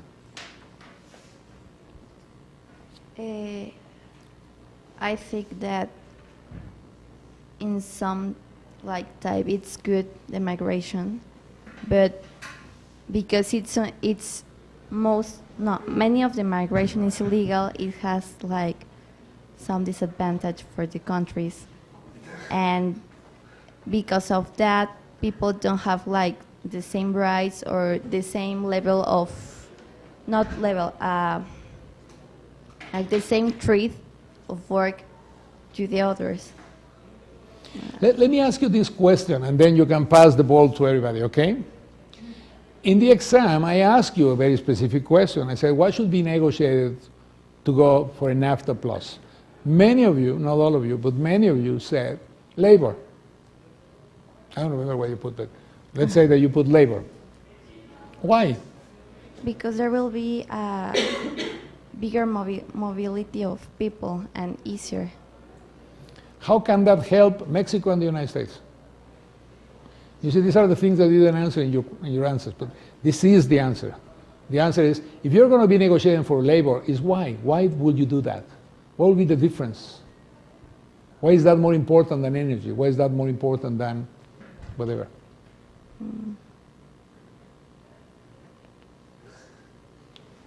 Pass the ball, she wants the ball.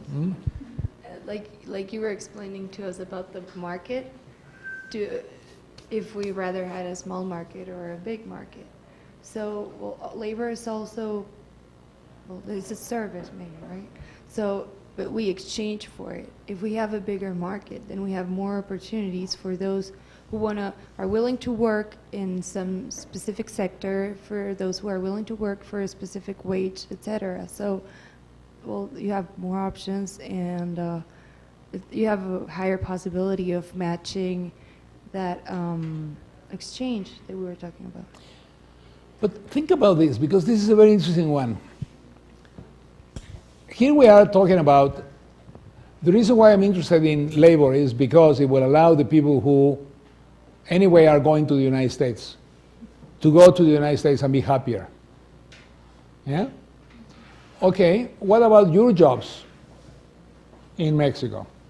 I mean, you are the ones who will not be moving to the United States because you don't migrate, since you are going to be getting a job in big companies, or you're going to have your own company or whatever. So all of a sudden, you are going to be competing now with people that will be coming for your jobs here.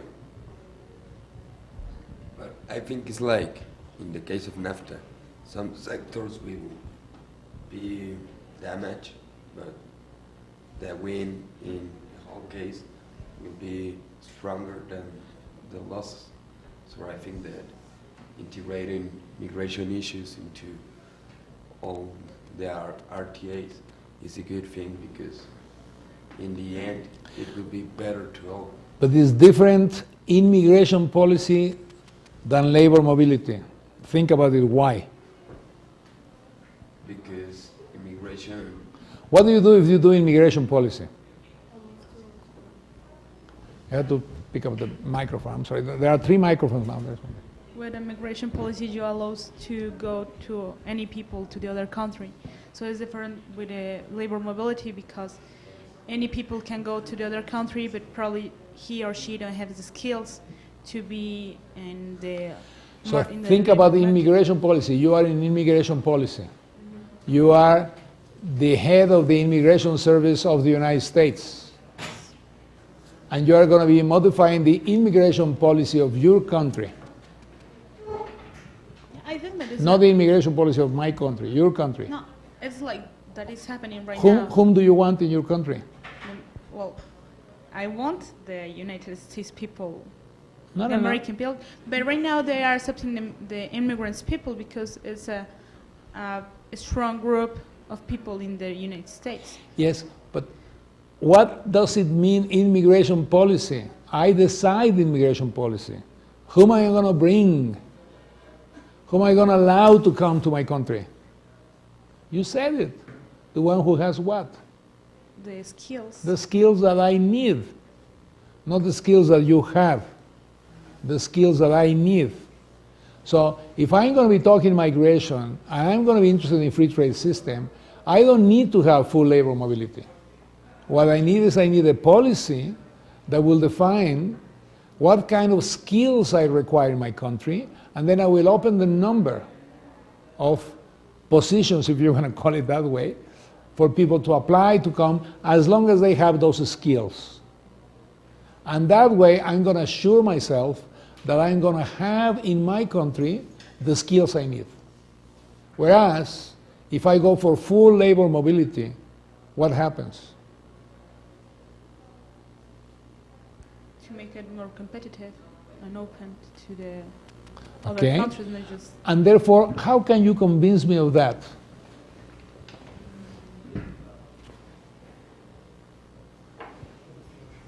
You can't, because me as an American, I don't want somebody that does the same that I do coming in and maybe asking for a lower wage. So I only want people to come in that do things that we Americans can do. So it's not really political, strategic. Okay. So how do you convince me that the right policy for trade and better integration is free labor mobility? Because see, my argument is very simple. It's, no, this nonsense about free labor mobility is going to bring all these guys that we don't want. Yeah?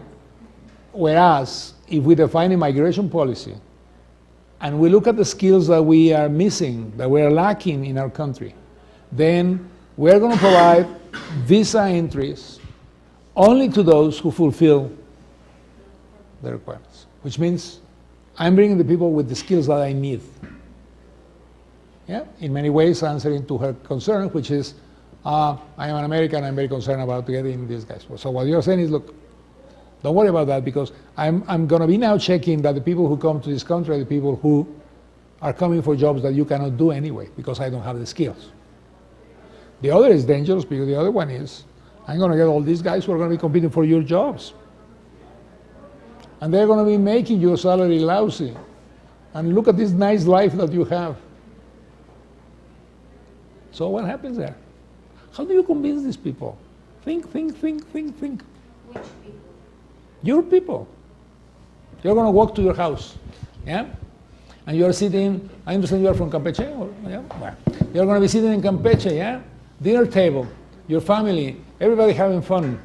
Dinner time, daddy comes home, mommy comes home, I am there, my brother, my sister, my what have you.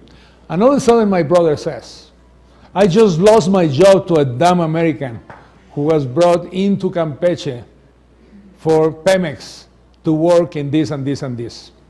I'm not sure this is the situation, but let's say. As they say, humor me, okay? What do you answer to your brother? He says, of course it's right what happened. Why? I mean, he's going to throw you out, and along with your mommy and your daddy and everybody else. Yeah, Out you go. They would get mad, but I would say, and I really would say, I mean, it's his fault. Because, I mean, if he was... You're going to say that to your brother? No, I would say, I mean, if he was, like, really capable and he had, like, the best qualifications and everything, like, he wouldn't... If he had gone to UDLAP like I did? He wouldn't... He would have his job, like, still. So someone comes in better than him, so, of course, he's going to get the job. So, I mean... Would you really dare saying that at dinner time? Yes? Oh my God. Yeah, maybe he will get mad. I don't have a brother, but I think I would say that. Okay, who has a brother? You will tell that to your brother? No. Yes? Oh my God. Well, maybe you will say not like that. Study harder so that you will beat the other person. Yeah, but you see the point, okay? The point is, immigration policy I can target. Free labor mobility I'm not targeting. I'm allowing people to come through. And as I let people come through, the reason that is going to happen is industries and everything else is going to be matching skills and activities and what have you. And then all this sense of convergence that we talk about in terms of wage conversion is going to take place. Now the problem is in the initial stages of this, there is going to be a lot of friction. And some people are going to be losing jobs that they had, and some people are going to be getting less salaries than they had before. And so they are not going to be happy, and they are not going to be supporting that. So one of the problems that we're talking about is labor issues and migration are affecting the free trade system, because in many ways people are reacting to that. And they are also reacting in a different way, which is by having free trade system, forget about free labor mobility, just free trade system, companies go and localize themselves in places where labor is less expensive. So not only the concept of free mobility is going to be a problem, it's also the concept that my companies move. And so all the topics of what happens when I am outsourcing my jobs will take place, okay? And so for us, it's very important, and hopefully if you understood what we talk in this course, you understand why is it important to happen that way. But you also have to be conscious of what other people are going to be thinking when you say that. And maybe you're brave enough, and she's brave enough, but the majority of us are not. So when I'm having dinner with my family,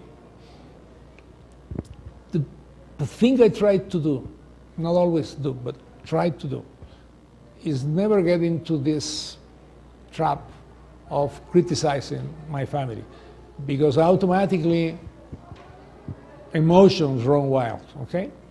And if anything happens is I end up fighting with everybody and they throw me out. So, and then I have to apologize and say, I'm sorry, I didn't think what I thought, it was my mistake. Was it? That was kind of my question. I was going to ask you if, in difference of migration, wouldn't an open labor policy would increase the quality and the both of them in theory, salaries? both of them will increase, okay, the quality of the labor force, because what you are doing when you go into a migration policy that is targeted is you are going for the people that you require, given the productive capacity that you have in the country and the needs to fulfill or to fill completely the potential of that capacity, okay? So that will in itself enhance your situation. At the same time, free labor mobility implies that in a wider aspect, and so it will be much better in the long run. The problem in the long run is very complicated to understand how the world will look like 20 years from now. So do an exercise. Go and check what were the top 20 companies and what countries were they from in 1950. And then go and take a look at, and if you're going to go to 100, I don't care. And then you go and you look at 1960, 1970, 1980, 1990, 2010. We're not yet in 220, but we're in 213. Look at that and think two things. The first one is, what companies are they, and then the second one is nationality and sector. And then think whether you, having been a person in 1950, will have imagined those changes. Okay, so projecting the future is very complex.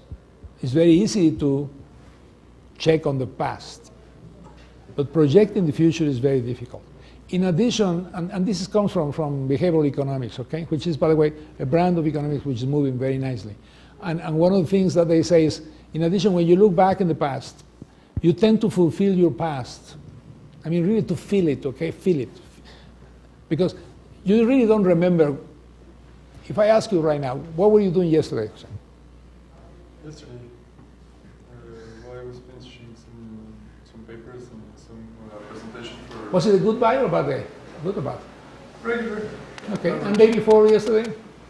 The day before yesterday was presenting one of my final projects. Good or bad day? Bad day. 6 days later, before that. Good or bad day? I don't know. No, I mean, how do you feel about it? What about a year ago? Did you feel that it was a good year? Bad year? Was your life nice? Let me tell you what happens to most of us. Most of us will tend to say, yeah, it was nice. Okay? Because you tend to forget the bad things, you tend to remember the good things. It needs to be really bad for you to remember it, okay? And then the other thing is you are full of holes. You really don't remember. You start inventing. Because that's what you do. That's what we do. We start constructing stories from little pieces that we remember. And so all of this, by the way, is documented by the new branch of economics, which is called behavioral economics. And what they are doing is they're looking at all these issues, saying this is the reason why it's so difficult to predict and to look at the future. Because people don't even understand how their past was on a personal basis. Okay? And so you always have this saying, todo tiempo pasado fue mejor. What do you mean? I mean, you know, people live longer now, they are healthier. Yeah, but todo tiempo pasado fue mejor. Well, God, you know? Which is exactly what you were answering in your question, is you have the policy of industrial substitution, and at that time, blah, blah, blah, and we still remember that as good years. Well, look at it.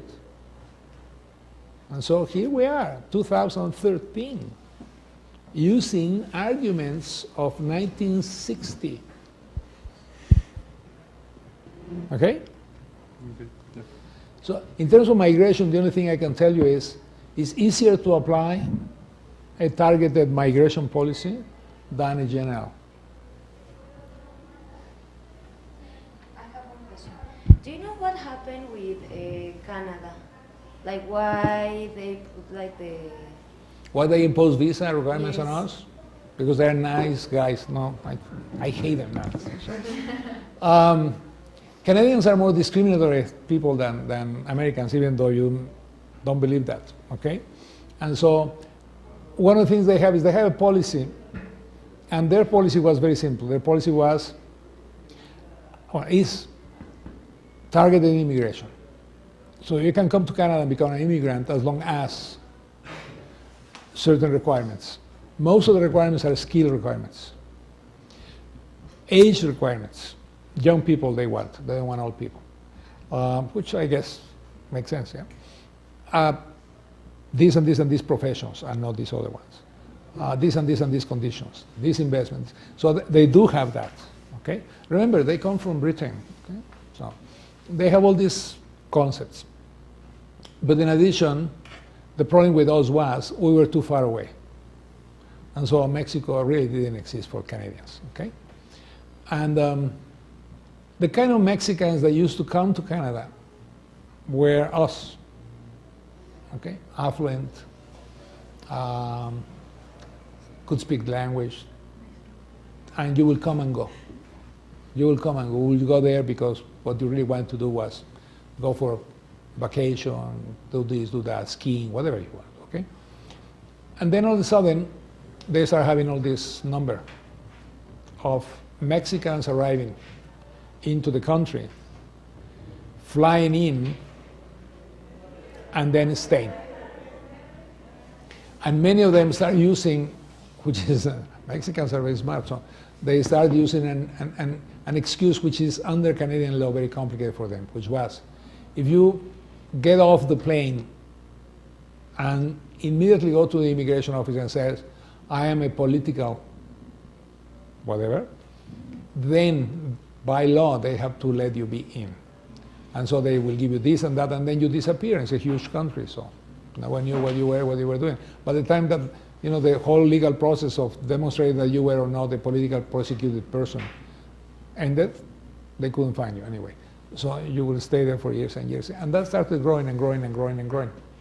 And so they just came and said, we cannot continue to have that, we're going to impose a visa, because then we do the selection process at the point of origin right down here. And we stop all these people from coming. Now, my guess is they're going to take that off in about 5 or 10 years, okay? We did the same, by the way, with the Brazilians. Because what happened was the Brazilians were coming to Mexico and using Mexico as springboard to go to the United States. And there is a particular region in Brazil where at some point we had 60,000 visitors and none of them returned. And in fact, they were not in Mexico. So what they did is they crossed the border and they just went through. And so we had a big discussion with the Brazilians, we had a big discussion with the Americans, and we came to the Brazilians and we told them, sorry, we're going to impose a visa. And so the Brazilians got very upset, as they should, and they said, then we retaliate and we impose the visa on you. And we said, fine, that's great for us, because that means that you'll have less tourists and Mexicans will not go and spend their money in Brazil. And the reason why they are taking it off right now, because of the World Cup. Because they know that if they keep the visa, they probably will have 60,000 less visitors from Mexico. So everything is business. Poverty and income distribution, why are they obstacles for a free trade world? Yes, it's your turn. Very good. Well, I think it's because it's about the fair trade. We know that it's not fair trade if there are free trade, right? Because the people who are... We know that for a fact? No, but well, I think that because I believe that the people who is more capable, that have more skills and the requirements to get involved in the new kind of fairs are going to come to the country are the ones that are going to be more benefit, and the ones that are going to have more incomes and their quality of their life are going to be better. But this is not like equal for everyone, because if you don't have the capabilities, as I say, it's not going to be like you are going to be better off. Well, you have been saying that everyone is going to be better off because it's better to have 10% more than what you had before. But I think it's not like equal for everyone. So you think some people are going to be worse off? No, worse off, no, but no better off. Why not? I mean, some people may be worse off, otherwise it doesn't make sense. The argument is, you're taking more of my cheese than you should. Yeah? In fact, you are stealing my whole cheese. Yeah? Have you read that book? No? No? No, I haven't read. No, forget about the book. What I'm saying is, I'm talking about the argument. What was your statement? The argument is, in the end, I'm going to be worse off than I was, and I can feel it. So the question is, how do you demonstrate to people that they are not worse off when they feel that they are worse off? Let's take coffee as an example. The whole movement about fair trade mostly started with coffee growers and these kind of things. So let's start about coffee. And let's think about some people in Tapachula, Chiapas, okay? Where the largest coffee growing sections of the country are. And you go there and you tell these guys, I'm going to be opening trade and you're going to be better off. Now, there are two people there, yeah? One is the one who, if you want to put it this way, roasted and whatever, you know, the ones who distribute and go to the market. The other ones are the growers. How can I demonstrate? Salud. It is absolutely clear for me that the distributors and roasters are going to be worse off. Because if I allow coffee from Brazil or Guatemala or what have you, then what's going to happen is they are going to be better off if I do not open trade than if I open trade. Because they control the market, they can sell it at a higher price, and since there is no competition because you cannot get coffee from other parts, and if you're a coffee drinker, you only drink it from there. We just mentioned that a little while ago when we were talking about drugs. If you cannot have a market for drugs, if I allow consumption to take place without being a problem legally speaking, but at the same time, in order for you to get the drug, you have to go to an illegal market, okay? Then what happens is the guys who produce the drugs control the market. And the reason why they are shooting each other is because they want to do that. And the reason why they want to do that is because it's a very profitable market, okay? Because they can command any price since there is no one else selling it. And when there is someone else, they kill him, okay? No, well, that's the point. The reason why you have these fights is because they kill them, yeah. Because that's the only way. I'm going to eliminate you. This is not a market question. I'm going to eliminate you, and you are disappearing from the market. If I create a market, it's different. So what I'm doing when I open the economy and I let the coffee into the economy, coming from Guatemala, from whatever countries, I destroy your monopoly. You are going to be worse off. This is true. Otherwise, it doesn't make sense. Yeah? Consumers, are they going to be better off? No. Why? Because there's going to be more competition, more... Consumers, so. Consumers. Yeah. Are they going to be better off or worse off? Consumers, you as a consumer, not as a producer, as a consumer. Well, if I buy coffee, yes. If I don't. The definition is that. No? If, I don't know, what coffee is that? Okay. We have a concessionario in this place. He's the only one who can sell coffee. I imagine that he has prices that may or may not be good. I have no idea. I'm hoping that he will be keeping pretty much the market prices. But the one thing he knows is if Jose doesn't want to walk all the way out and go to Starbucks or whatever, he has to buy that. Yeah? Or he can go to the cafeteria and have ours, which no one likes, so he's going to have that. But the one in the cafeteria is cheaper. Yeah? But he doesn't like it. Or maybe he didn't have the time to go right now all the way to the cafeteria and come back, okay? Consumers are going to be better off. Producers.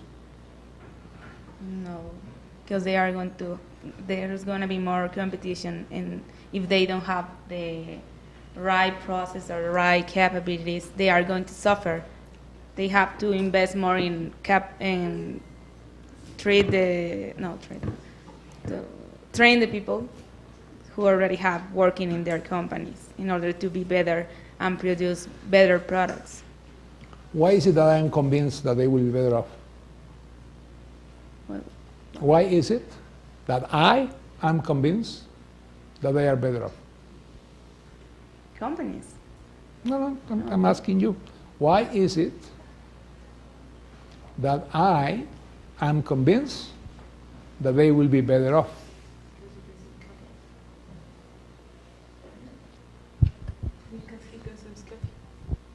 No? No? Yeah, I consume coffee, but I consume a lot of coffee, but no. Yeah. I think thinking about the cheese is because in time, those producers were pampered with the government legislation.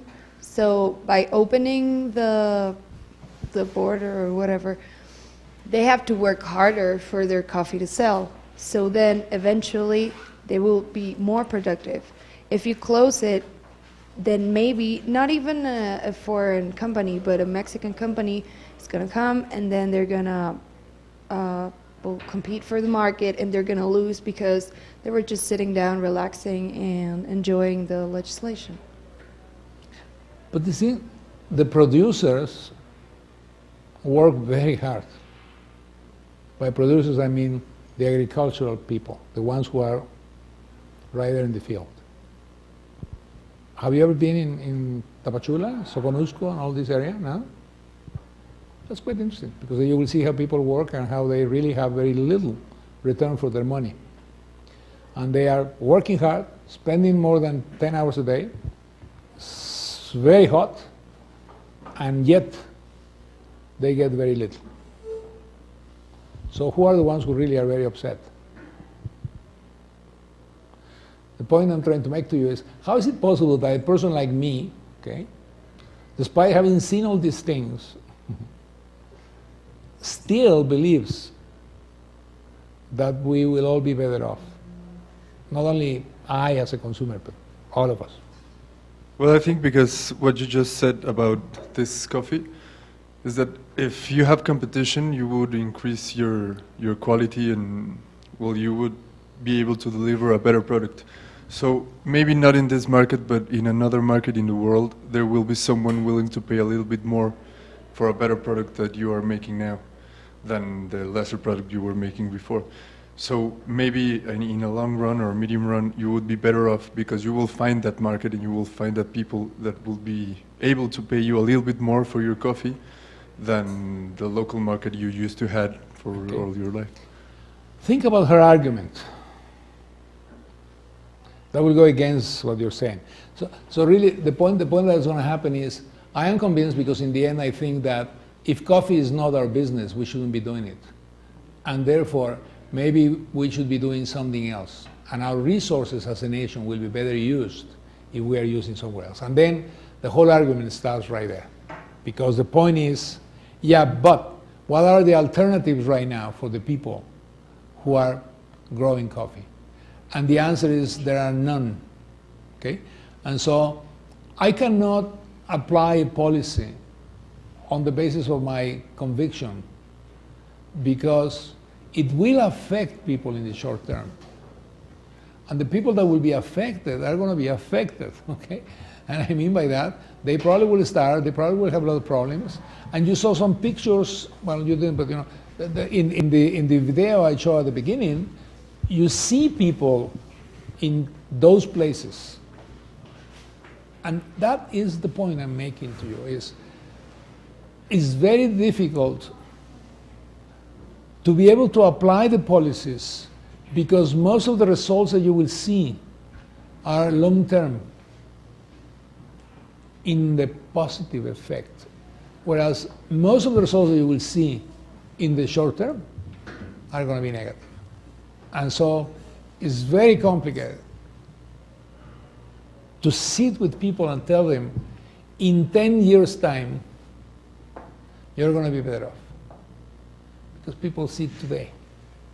Okay? And how do I convince you of that is very difficult. Now the reason, and with this we're going to finish the course, the reason why I started the course with the theory is because you are not any person. You are going to be professionals, you are students, and you need to understand the theory before you really go out there. Theory is like faith, okay? It's like faith. I need to be grounded in something that will keep me going, because otherwise reality is going to be very different from what I think. And so I need to be convinced that in the long run we're going to be better off. And the reason why I am convinced is because I've seen what happened in this country in the past 40 years. I lived through those years. And I know that some policies are worse than others. Okay? But I am in the nice side of this equation. And some other people are on the wrong side of the equation, and they will still resist the change. Because they know, and this is the answer to the professors, they know that if they lose that job, they have no job opportunity left to them. Okay? And so they will fight for that. Okay? And again, as I said last class, you have to put all those things into the equation before you pass your judgment. You have to pass your judgment, and you have to act on that. But you also need to understand the whole situation, because otherwise you really don't understand why things all of a sudden explode. And you need to be ready for those explosions.